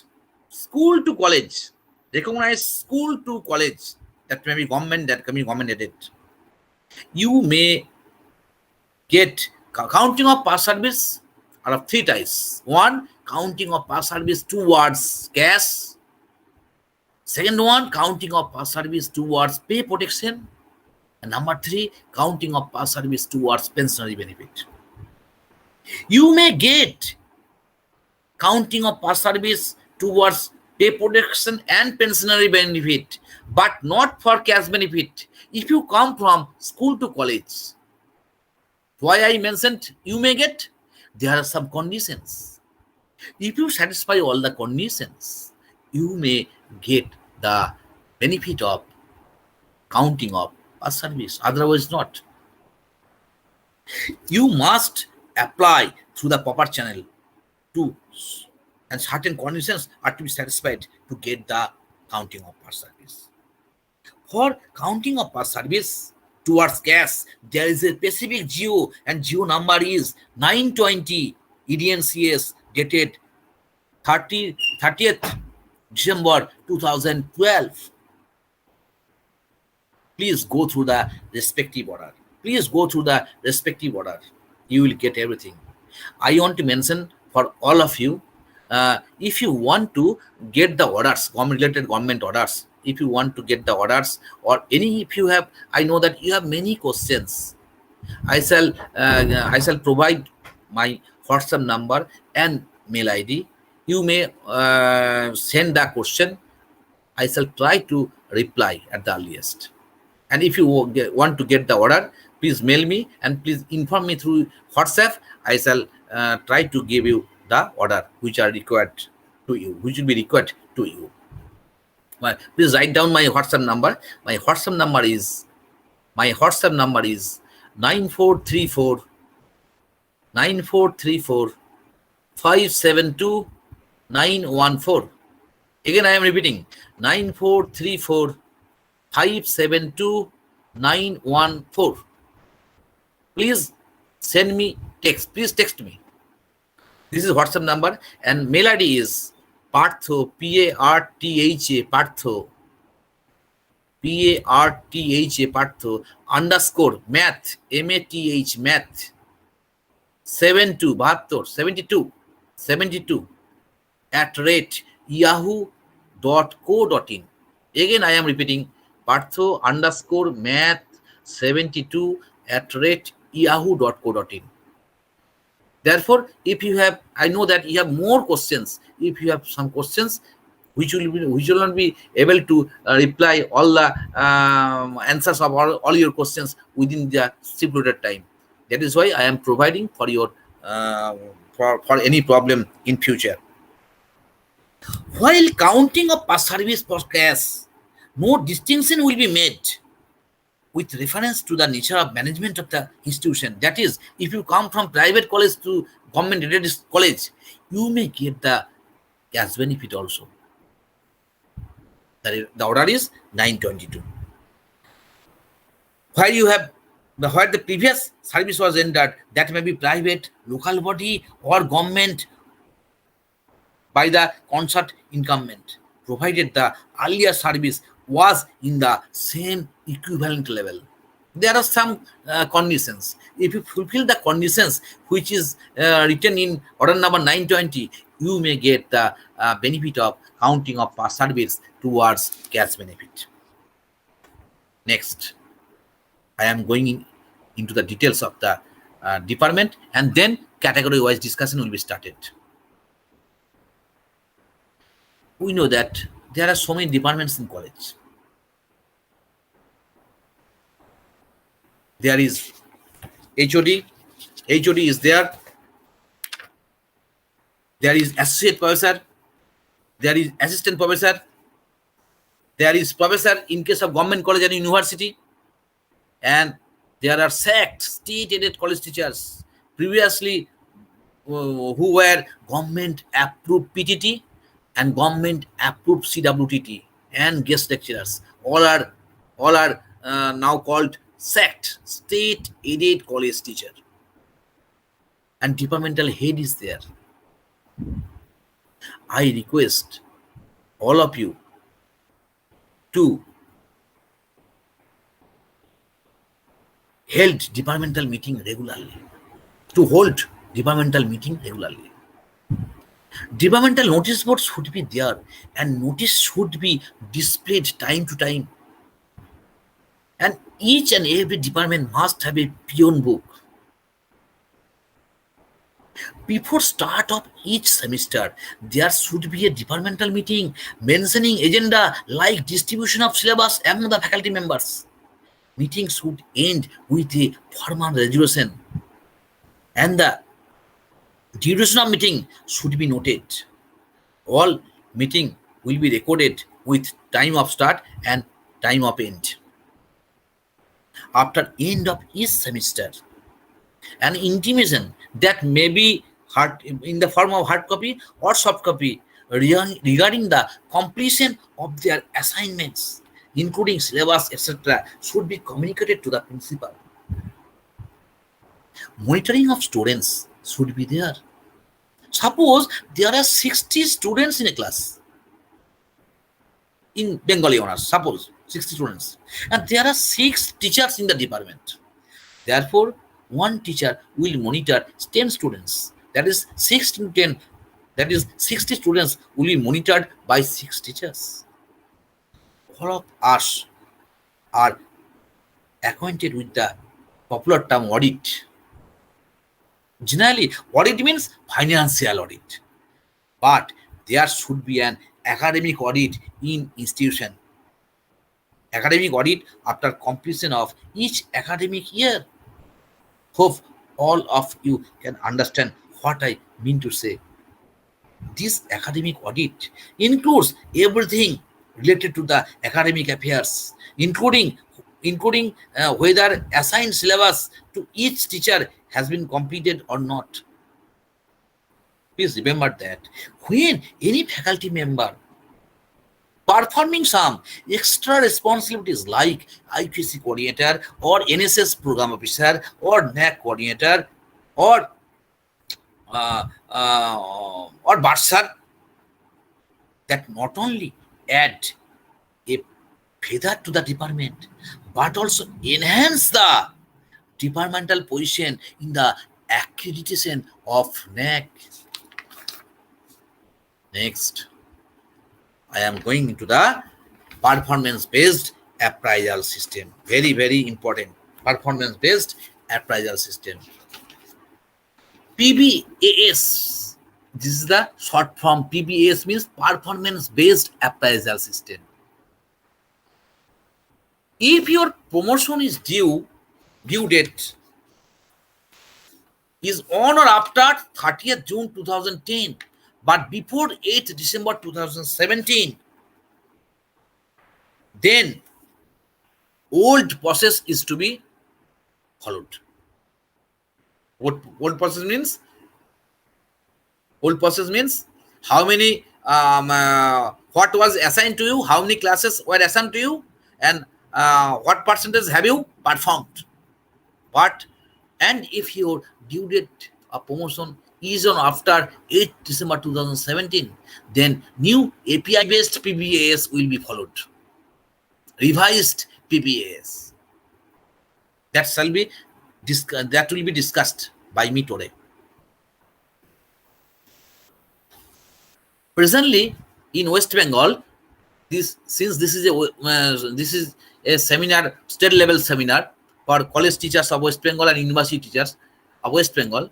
That is why there is UGC rule 2016. This is the last regulation passed by government of West Bengal. Since it is the last order passed by the government of West Bengal Higher Education Department. Now I shall focus on UGC guideline, UGC 2016 guideline, 4th amendment, which was published in 11th July 2016. And the CAS guideline is GO number 1373 EDNCS dated 7th December 2017. Now, steps, new CAS in PBS. What is your duty? First, incumbent, you may be teacher, you may be librarian. Librarian is also teaching. Librarian is also teacher. They have got the teaching status. I shall tell you little about librarian after completion of teacher's CAS. Teachers or librarians. First of all, you have to complete API-based PBAS format. Where you will get it? You will get in order number 1373 dated 7th December 2017. First of all, you have to complete the API-based PBAS format with necessary documents to justify. You have to submit the document also. Then submit it to the IQAC coordinator. IQAC coordinator will check it and check its eligibility, whether you are eligible or not. And then he will put his signature in the respective place and he will submit it to the principal. I request all of you, my dear friends who are in this webinar, I request all of you, please cooperate IQAC to assess you for your documents. The principal will sign and be satisfied, and then the principal will call a meeting for GB for getting permission for DPI and university nominee. The principal will request the DPI West Bengal for sending government nominee, since government nominee is to be nominated by the DPI West Bengal. And the principal will write letter to the VC for nominee of university teacher, and university teacher will be nominated by the vice chancellor of the university. In this letter, the principal will mention the date of joining of the teacher for whose CAS is due, date of joining, due date of promotion, whether the candidate is with PhD or without PhD, or if he or she is with PhD or MPhil, you have to mention the date also. Then, after getting the names of the nominees, screening cum evaluation committee or selection committee will be formed. Therefore, after getting the government nominee and university nominee, screening cum evaluation committee and selection committee will be formed. You know that when you are joining assistant professor stage 1, then after second promotion, second designation is assistant professor stage 2, then assistant professor stage 3, then associate professor. You know all of it. And screening cum evaluation committee, selection committee for associate professor. When you are going from stage 3 to associate professor, selection committee will be there. And if your CAS is due from first to second stage or second to third stage, then it is called, the committee is called screening cum evaluation committee. Screening cum evaluation committee or selection committee will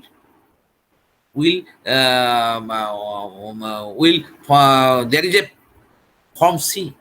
Form C will be used by the selection committee or the screening cum evaluation committee for promotion. And after this, the governing body will ratify the process. Please remember that role of governing body is monitoring the entire process, And the governing body or the administrator, as the case may be, part D is to be used by the governing body or the administrator. Then the principal will submit it to the DPI West Bengal for fixation under CAS. This is the process. Now I am going in the details of it. Assistant professor stage 1 to stage 2, if the teacher is joined with PhD, just after 4 years, his promotion will be due. And if joined with MPhil or equivalent, just after 5 years. And if joined without PhD or MPhil, just after completion of 6 years of service. Now there is a question. If a teacher completes PhD or MPhil after 4.5 years, or after 5 years, or after 4 years, 3 months, then what will happen? That is, what will be the date of his promotion? First stage. Please remember that there is a specific government order. The government order is ED 049 by 2016, dated 3rd March 2016. Subject, what was the subject? Subject of the order was that partial modification of Director's Memo ED 103 dated 18th February 2013. And what was mentioned? The important line is that if the incumbent acquires PhD or MPhil after completion of 4 years of service or 5 years of service and before 6 years of service respectively, he or she shall be eligible to move from stage 1 to stage 2 from the date of award of PhD or MPhil degree, subject to the fulfillment of other conditions stipulated in the UGC regulations. For librarians, there is also same. For librarians, those who are librarians with PhD, first promotion after 4 years, librarian with MPhil after 5 years, without PhD MPhil, for librarians, their first promotion will be after 6 years.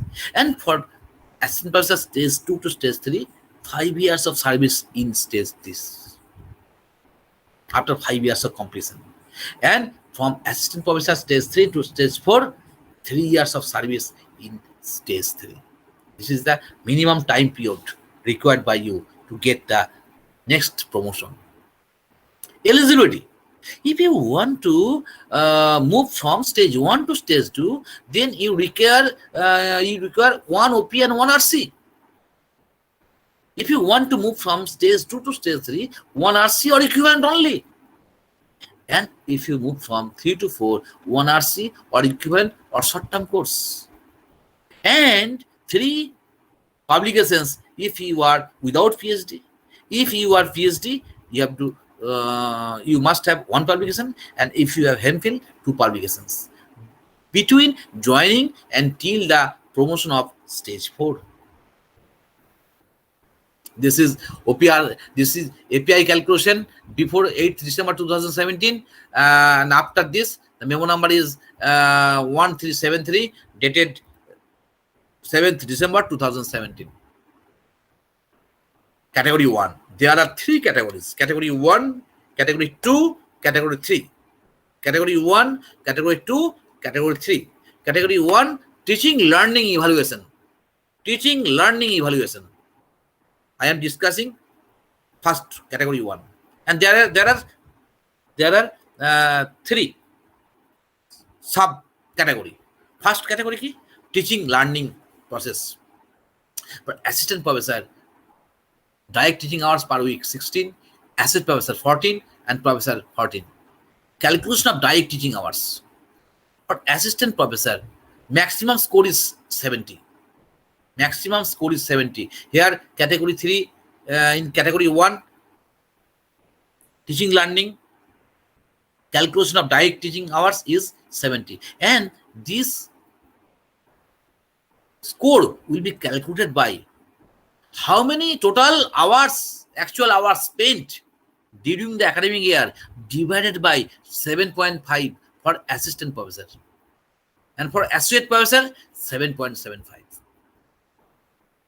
Therefore, if you suppose there are 110 actual teaching days. Suppose there are actual teaching days in a year is in CBCS system. It has been changed.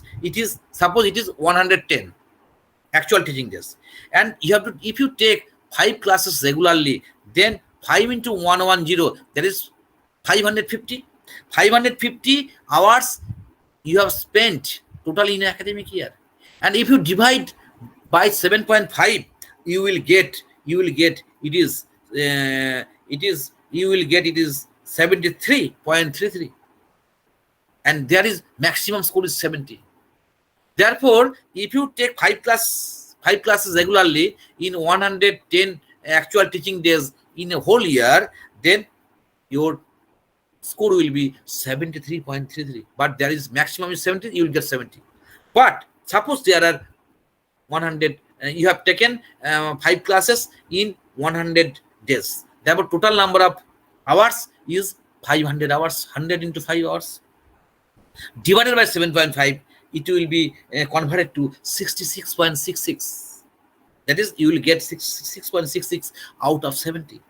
And suppose to get the I should mention that there you must get 50 out of 70 without, otherwise your CAS will not you will not be able to move from stage 1 to stage 2. You have to get at least 50 score here, at least 50 score out of 70. If you want to get 50 score, therefore you have to take 375 hours in a year. 375 divided by 7.5 equal to 50. Why 50? I am coming in the next slide. You will be able to understand why 50 is the minimum score required for promotion. I am telling after a few slides. Examination duties. Category 1, I have already direct teaching. Category 1 is direct teaching, which I have already discussed. Category 1, direct teaching, which I have already discussed. Category 2 is examination related activities, examination related nature of activity, examination related activity. That is question paper setting, evaluation, invigilation. You have to, I request all of you follow the respective government order. Respective government order is there, you will get everything. And the government order number is 314 EDNA dated 22nd February 2019, related to assessment of hours spent per paper for evaluation, assessment, paper setting, moderation, separately for UG and PG courses. Everything is there. Suppose you have evaluated answer scripts of some semester of a university exam. Then you have to keep 2 documents. One document, appointment letter of the examiner. 2 number, performance certificate by the controller of examination. How many marks were total marks of the paper? How many copies have you evaluated? Such and such. An assessment of hours spent for post-evaluation miscellaneous work is also mentioned there. For scrutiny of answer scripts, 5 minutes for answer scripts. 5 minutes per answer script is there. And there is a specific up to 100 scripts. Everything is mentioned in the order. Please go through the respective order, you will get everything. And there is here is the maximum score is 20. Maximum score 20, and the score is evaluated by the formula actual hours spent in an academic year divided by 10.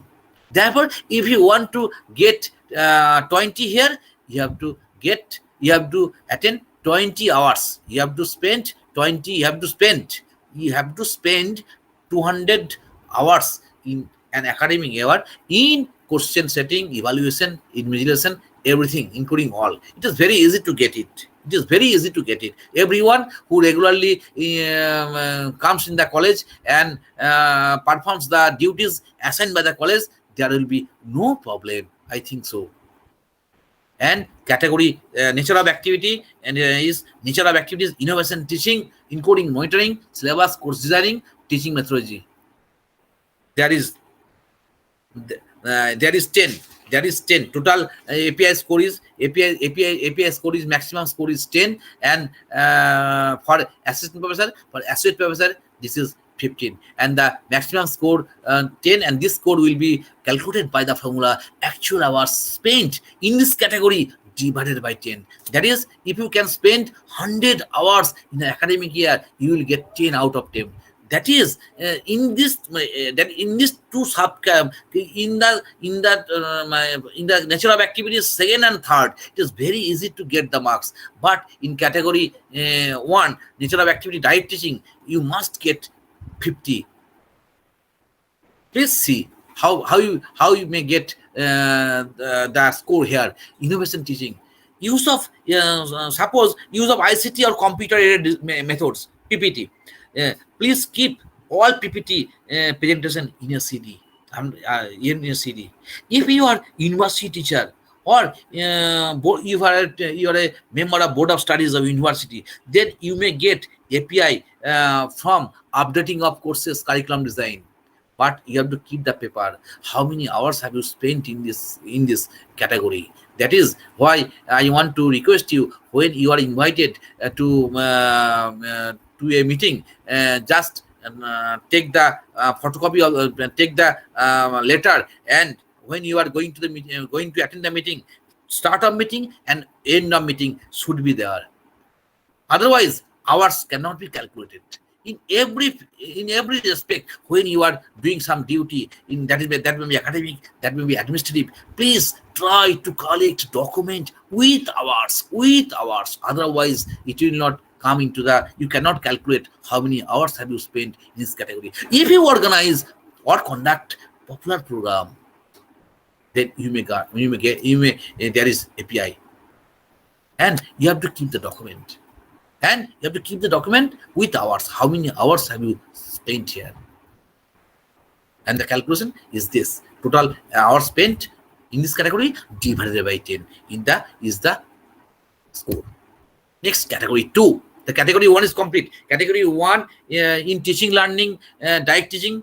In direct teaching, it was 80, and nature of activity was direct teaching, and B, it was exam duty. It was 20, 80 plus 20, 70 for the first one. It was 70, direct teaching 70. Second one, examination duty is 20, 70 plus 20, 90, and third one is innovative teaching. This is 10. That is 70 plus 20 plus 10. That is 100. 100 is the total score in category 1. In category 1, total score is 100, but you have to get at least 80 from stage 1 to stage 2. If you want to say, that is, there is 100 API, 100 maximum score 100, you have to get 80. Therefore, if you get less than 50, then, and if you secure full score in B and C, that is in exam related and innovative teaching, 10 plus 20, that is 30. 30 plus 80 minus 30, that is 50. Therefore, I already told that you must have to score 50, at least 50, and to get promotion from stage 1 to stage 2 or stage 2 to stage 3. Category 2.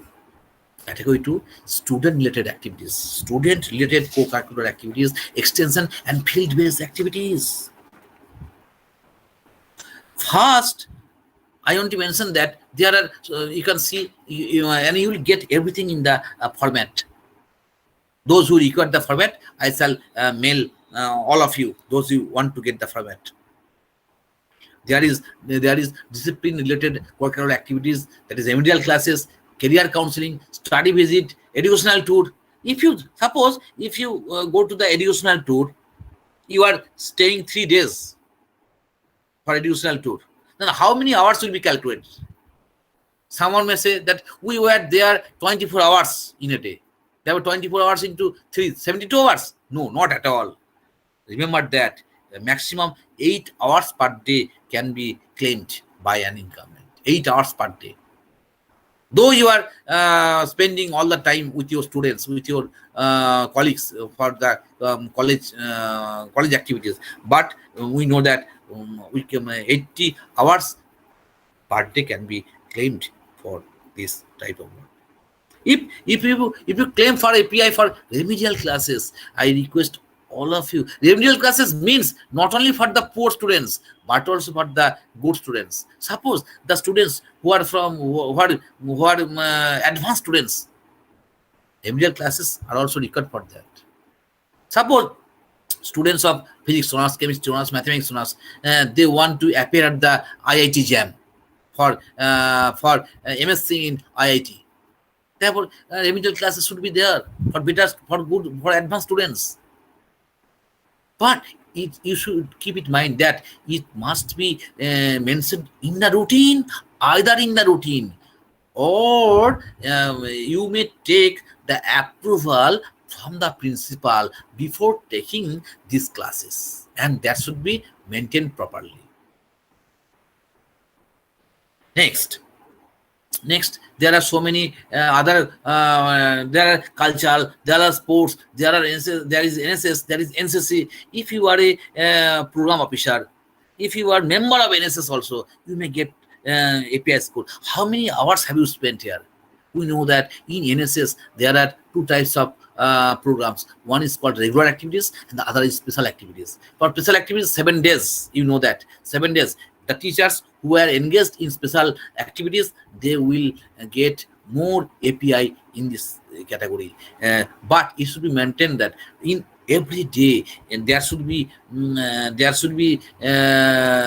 mentioned when he attended the program and when he returns, when he comes back from the program. But that is the duration. How many hours has he spent in the college? It is required for calculation in API. Please mind that when you attend any program, try to collect the document, the time hours, how many hours have you spent on that day on that program. It is very required.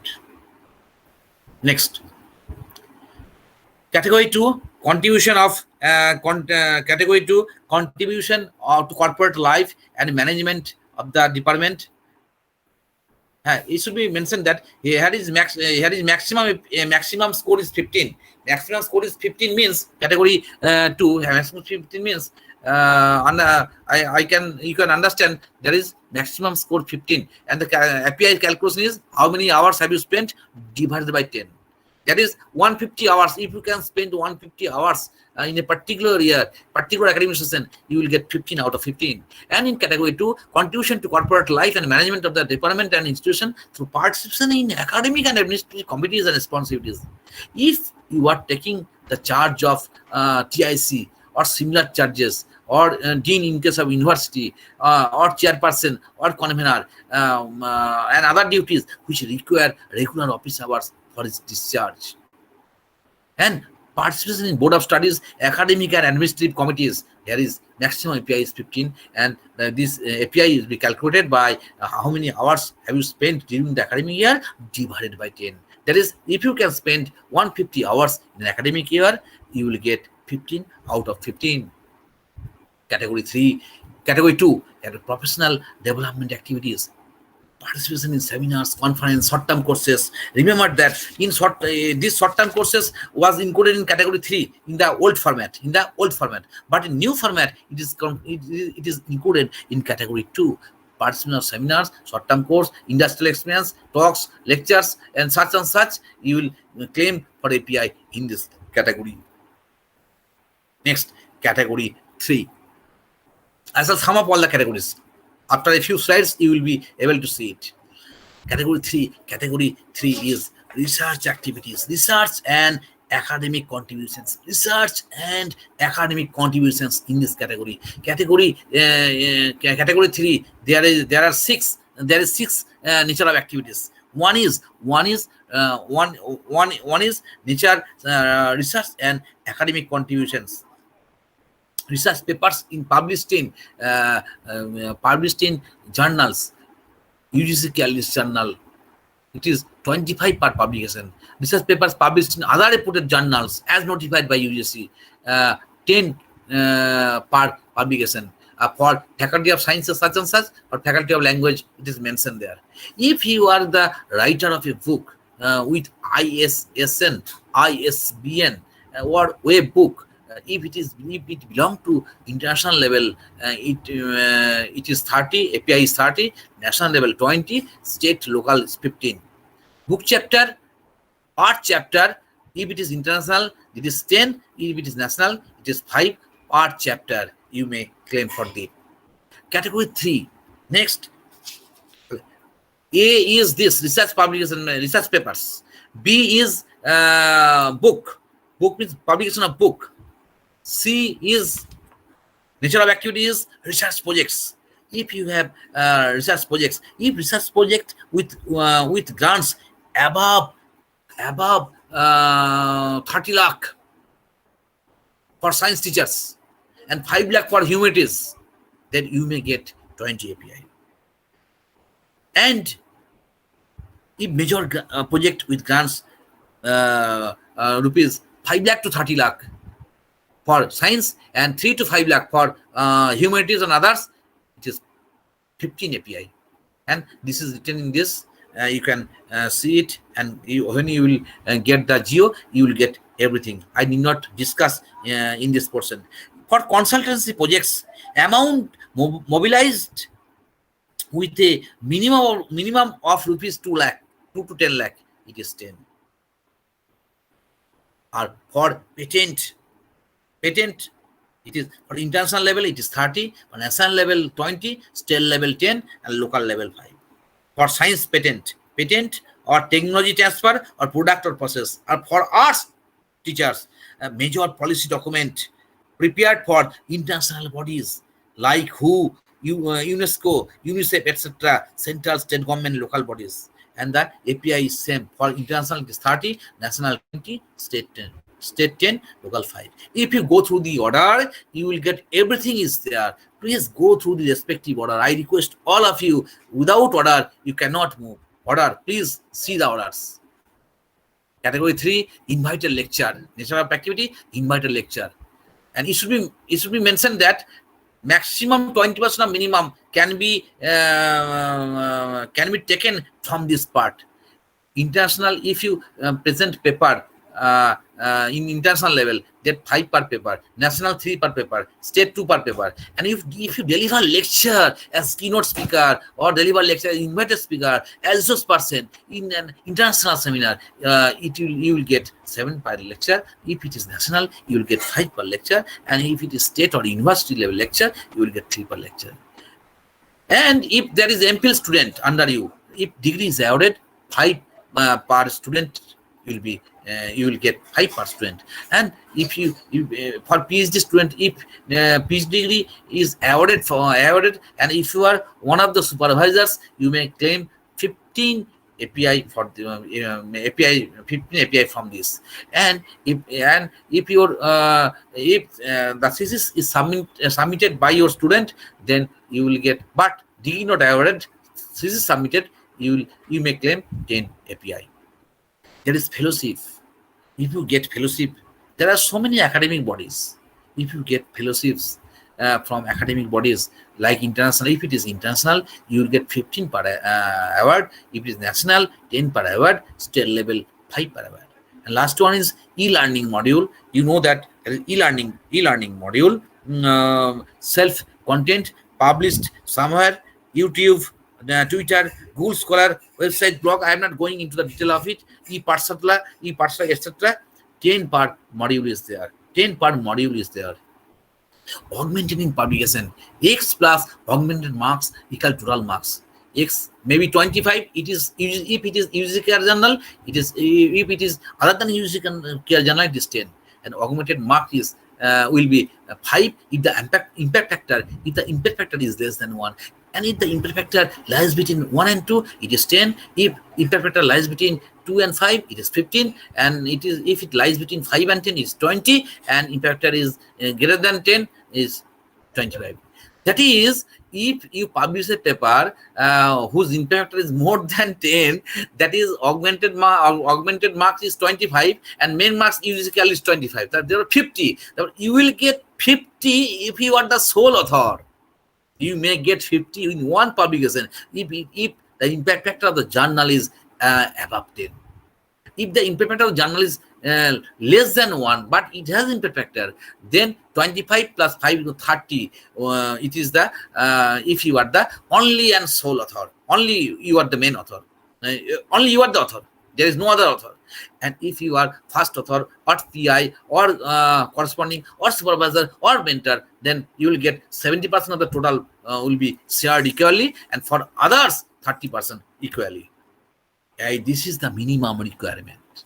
Now I come category 1 to category 2. I can please see 1 to 2. Category 1 you have to get 80. Category 2 to 3 80. Category 3 to 4 75 in category 1. First of all, I am discussing if you want to move from category 1 to category 2. Please see the slide. If you want to move from category 1 to category 2, in category 1, you have to get at least 80 API. But there are three subcategories: 70 plus 20 plus 10. That is 70 plus that is 100.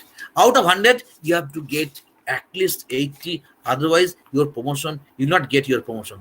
And out of 100, you have to get 80. 70 was for direct teaching, 20 for exam related activities, and 10 for innovative teaching. And for category 2, it is for, remember that category 1 per year, but category 2 and category 3 for the assessment period, for the whole assessment period. Category 2, for if you want to move from 1 to 2, from stage 1 to stage 2, for category 2, if you are without PhD, then you have to get at least 50 during the 6 years, total 6 years. You have to get 50. It is very easy, very easy, very easy. And category 3, 20. But combining 2 and 3, you have to get 90. Here you see the minimum requirement in category 2 is 50 and category 3 is 20. 20 plus 50 is 70, but you have to get 90. That is, this 20, you may collect this 20 API, 20 score from category 2 or category 3 as you like. There is no problem. But minimum is 50 and 20. And similarly, if you want to move from 2 to 3, in category 1, you have to get 80, and category 2, 50, category 3, 50. Category 2 and 3, this is 50 plus 50, 100, but you have to get at least 120. That is, this 20 may be collected from, maybe obtained from category 2 or category 3 as you like. And for associate professor, that is from stage 3 to stage 4, that is for associate professor, you have to get for category 1, 75 per year, category 2, 50 per year, category 3, 75 per year. And if we add 2 and 3, there is 125. And you see that minimum is 150. That is, this 25 may be obtained by you either from category 2 and category 3. This is the minimum requirement for your promotion. Next, for stage 3 to 4, stage 3 to stage 4, there is selection committee, and there is 4-member selection committee. And for stage 1 to stage 2, stage 2 to stage 3, there is not selection committee. That is, I have already mentioned that that committee. That committee is called Screening Cum Evaluation Committee. Screening Cum Evaluation Committee for stage 1 to stage 2, stage 2 to stage 3. For 1 to 2, 2 to 3. For Screening Cum Evaluation Committee. And for associate professor, if you want to be associate professor, that is Selection Committee. For Screening Cum Evaluation Committee, remember that the principal of the college or the TIC of the college institution is the chairman of the committee. And 1 DPI nominee, 1 subject expert. 3-member committee for 3-member committee for Screening Cum Evaluation Committee. But for Screening Committee, head of the institution is the chairman of the committee, DPI nominee, number 2, and 2 subjects experts will be there. Therefore, 4 members committee for selection committee. But the quorum is 3. Quorum is 3 means at least 1 subject expert should be there. And interview is this. Interview will be there for this. Total marks 20. Qualified marks, it is written in the 12. Research contribution 30%, 6 marks, and such and such. It is seen. You can see it. This is about the CAS promotion of college teachers. I want to mention that a little. I hope that I have covered all the topics. Time is over, and I tried to make you understand my session in a lucid manner. I think that you have understood API is very important for all the faculty members.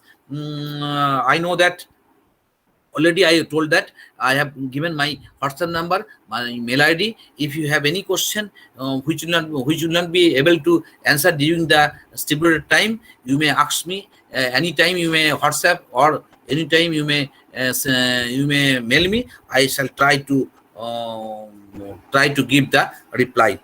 And if you need very urgent to talk with me, please do not call me. You may text me that you require to talk with me. I shall provide you a time. Please call at that time. I request to all of you.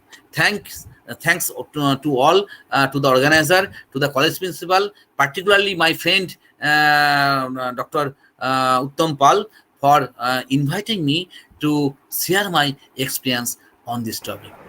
Thank you. Thanks all. Namaskar. Thank you, Porthuda. Thank you very much. Okay. Acha, just now over to Devashree, please. Alpha? Thank you, sir, for your stimulating and enlightening speech. Okay. So can we proceed with our discussion part? Yes. Okay. Sir, so the first question is from Pulak Shamanto. Regarding RCOP, some principals are not giving leave on duty. What can teachers do in this regard? Please, take it. Teacher, hello? Yes, sir. You're audible. Please repeat. Sir, this is a question from Pulak Shamanto. Regarding RCOP, some principals are not giving leave on duty. What can teachers do in this regard? How many years have you spent in the college? That is that experience in college. How many years? That's not being mentioned here, sir. Mentioned. Yeah, I know that I think that if the due date is knocking at the door, the principal should allow the teacher to release the teacher for attending the OPRC. But I think that there is a problem. There is a problem means he should inform the principal, my due date is this. I have to complete one OP and one RC. Please allow me to attend the program. Otherwise, there is no hard and fast rule that the principal must release him or her. Okay. Okay, sir. Thank you. Sir, next question from Pranati Bonik. Whether MPhil of 2019 academic session will be given same value in College Service Commission further, because as per National Education Policy of 2020, this course is invalid. For which academic session will this rule be enforced? New education policy? Yes, sir. The question is whether MPhil of 2019 academic session will be given same value in College Service Commission. As per National Education Policy 2020, it has been the course has been declared invalid. So whether MPhil in 2019 will be valid or not? MPhil 2019, I think that it is valid. 2019, it is valid. Okay, sir. Next question from Shuvrita Basu. Can you process and submit cash proposals during this pandemic? The fact is that during this time, the teachers, the principal who submitted the papers after screening committee, who submitted the papers to the DPI West Bengal, already they have done the process. If the screening committee is over, screening committee or the selection committee is over, but in this pandemic situation, it is not running. Okay, after the situation is over, the teacher may, but I may inform that the teacher should submit the papers to the principal, and the internal task by the principal, that is to send a letter for government nominee or for university nominee. This process may run. Okay, but the screening committee or the selection committee interview is not going on in this pandemic situation, but he may apply for CAS. Okay, sir. Next question. Can cash interviews be conducted online for the pending cash incumbents? No, till date there is no such geo on online interview. Okay, sir. Next question from Shrurita Basu. For practical departments with less faculty, many extra classes we have to take. If we consider those extra classes, the total taken classes crosses Yes. 100% class. Positively, What to do positively. about it? Yes, positively. But extra, if he or she wants to take the extra classes, that classes must be inform the principal. The teacher should inform the principal that I have to take some extra classes for completion of the syllabus, and it should be informed to the principal. Then there is no problem. It should be intimated to the principal. Sir, another question, what documents will be counted for extra classes taken? What documents will be counted for extra classes taken? If extra classes are taken, then the teacher will, already I have told you, the teacher will inform the principal in writing that I want to take some extra classes for completion of my lecture. Then the principal will allow the teacher to take the classes, and that should be recorded. Okay. Now, authentication by the principal is required that he has taken the extra classes. If he or she does not take the extra classes, it is quite impossible to get the minimum API in direct teaching. Okay, sir. Next question. What is the GO for preparatory day? A question from Debarati Odhikari. For preparatory day, there is a government colleges, but the GO number is not at hand at present. If required, I may provide you. Okay. I shall provide it to the organizer if required. I may provide to the organizer. Okay, sir. Next question. Sir, according to notification of Government of West Bengal, all the universities must allow college teachers for guiding PhD students. But some universities are not allowing the same. What can we do? For college teachers? Yes, sir. Or? Sir, according to notification of Government of West Bengal, all the universities must allow college teachers for guiding PhD students. But some universities are not allowing the same. What can we do? This is the teacher may write a letter to the vice chancellor through the principal that he or she wants to act as the joint supervisor of the of some student, may apply. But you know that it depends upon the university. Calcutta University is running in some manner. Badon University is running in some manner. It depends. Okay. It depends. Therefore, nothing can be said if the university does not allow at present. Okay. You have to apply to the VC through the principal. Then you may proceed. Sir, a participant asked that he did his FIP from Pandit Malavia Mission.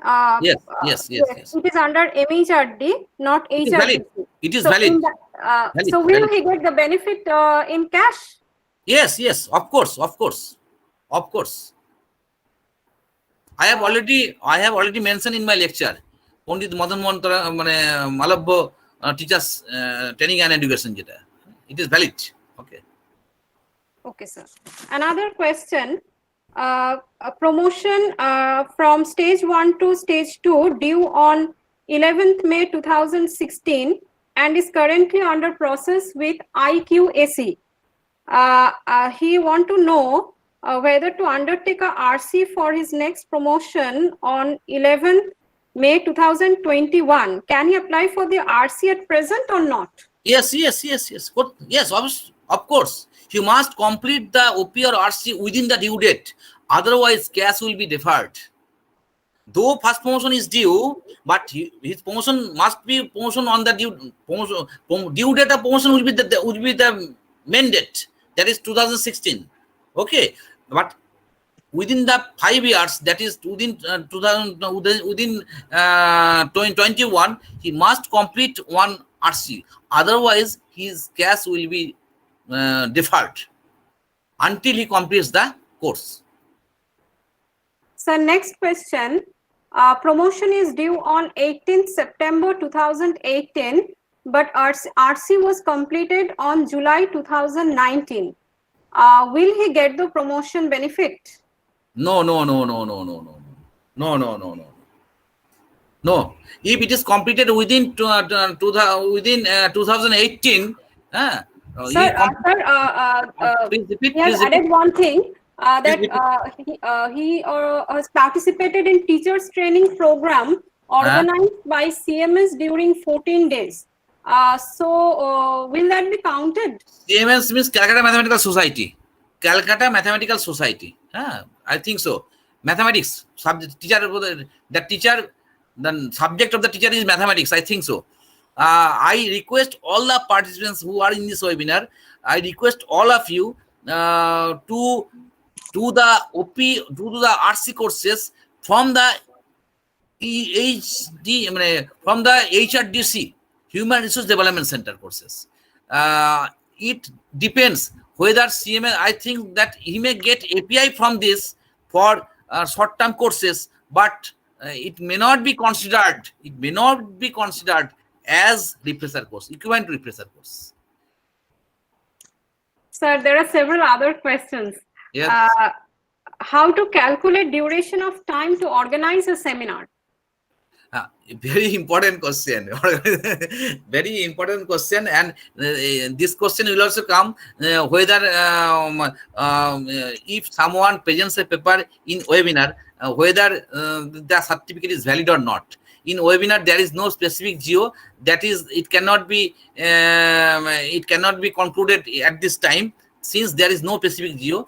But for seminar, when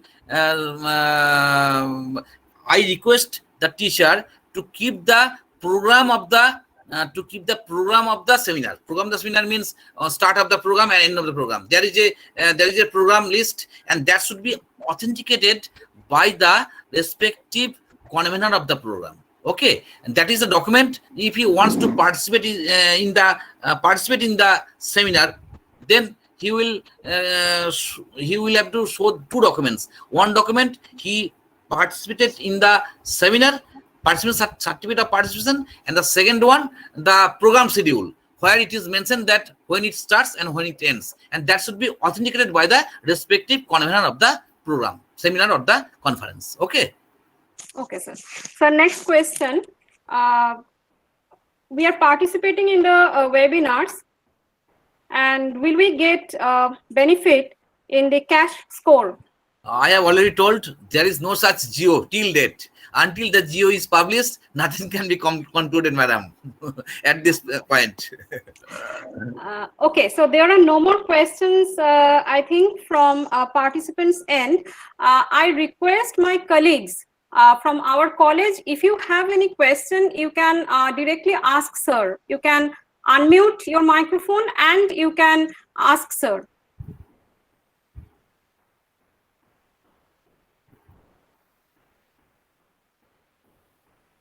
So I think no more questions. Okay, sir. Thank you. Our heartfelt thanks for your speech, for sharing your valuable time. Thank you, sir. Now I request Professor Urmi Chatterjee to deliver vote of thanks. Before that, I have a message for the participants. We have already provided our feedback link, and this link will remain active till 9 tomorrow morning. Over to Professor Urmi Chatterjee. Thank you, Devasri.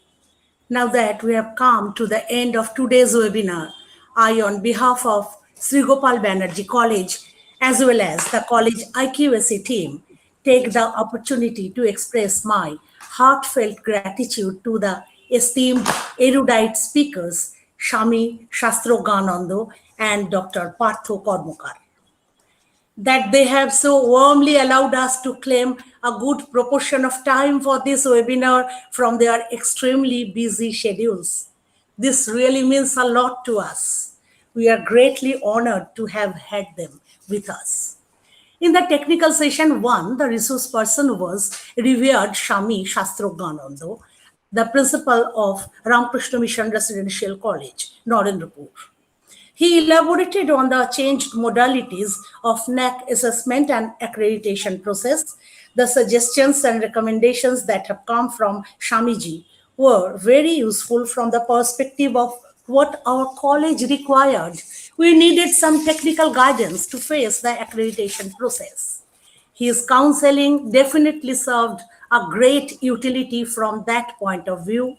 And from a more idealistic point of view, I think we should make good use of his ideas so as to enhance academic excellence that we can make in our college from within us. We are all inspired by your great words, sir. In the second technical session, the resource person was the erudite scholar Dr. Arthur Kormokar, WBES, Deputy Secretary Academic, West Bengal Board of Secondary Education. Formerly, he had been the ex officio Assistant Director of Public Instruction. Dr. Kormokar's topic was academic and administrative responsibilities for college teachers vis-a-vis their promotion hurdles under CAS. He has lucidly elaborated and explained the topic, which will be of much guidance to all the young teachers of our college in the future. We are highly indebted to you, sir. I also thank all those who are attending this webinar from other institutions. Now, I would like to thank the chief patron of today's webinar, Mr. Nishesh Ghosh, President of the governing body of our college, for his untiring initiative and efforts towards the all-round development of our college. Today, he couldn't join the webinar because of some unavoidable circumstances. On behalf of the college IQAC team, I acknowledge the contribution of the members of the governing body as a whole in these matters. Our heartfelt gratitude goes to Professor Debashish Raichaudhuri, teacher in charge of our college, for his enthusiastic support and encouragement to organize this webinar. The keen interest shown by our IQAC coordinator, Dr. Subhash Chandra Ghosh, generated confidence amongst us to proceed with this webinar. We are thankful to Dr. Uttam Pal, Secretary, Teachers Council of our college, for his initiative to arrange a program for highlighting the CAS procedures to the young group of teachers. Dr. Jhontu Das and Dr. Akash Vishwas deserve credit for imagining and planning this webinar. Without their initiative, ideas, and planning, today's program would not have happened. We remain grateful to the organization e-Learning for All for taking care of the technical infrastructure of today's webinar. Without needing to thank the IQAC team separately, I wish to place on record the wonderful support extended by the entire teaching and non-teaching staff of our college to make this webinar a grand success. So, we close our program today. My warmest thank you to everyone. Please keep safe and in good health amid this pandemic. Goodbye. Parthu sir, I have a request. Yes. In fact, there are requests from the participants. Can you please share your WhatsApp yes, number yes. once again? Contact number? WhatsApp number, yes, sir. 9434 572 914. 9434 572 914. Thank you, sir. Thank Okay. you, sir, very much. Thank you Okay. পার্থদা খুব ভালো হয়েছে। ভালো আছে? হ্যাঁ Thank So, you, Dr. Kormokar. হ্যাঁ Namaste. So we can end our webinar here formally. Okay. Okay. Okay. Thank So you, we are sir. ending our webinar Stop recording. formally. Okay. Thank you all. হ্যাঁ Stay recording safe, everybody. Okay. পার্থদা তুমি লেটারটা পেয়েছিলে? আমি শুভঙ্কর? সত্যি কথা বলছি, আমি কোনো অবকাশই Silent. পাইনি আজকে। হ্যাঁ। হ্যাঁ তা তো দেখলাম, অফিস থেকে এসে খেতেও পারলে না তুমি। অফিসে আজ খেতেও পাইনি। অফিস থেকে এসে টাইম শিডিউলটা একটু এগিয়ে গেছে আর কি। হ্যাঁ। আপনাদের টাইমটা না তো আমি তাড়াতাড়ি এসেছি বলে আমি ভাবছিলাম 5:30 অফিস থেকে বেরোবো। কিন্তু আমি হ্যাঁ, তাড়াতাড়ি এসেছি বলে আমার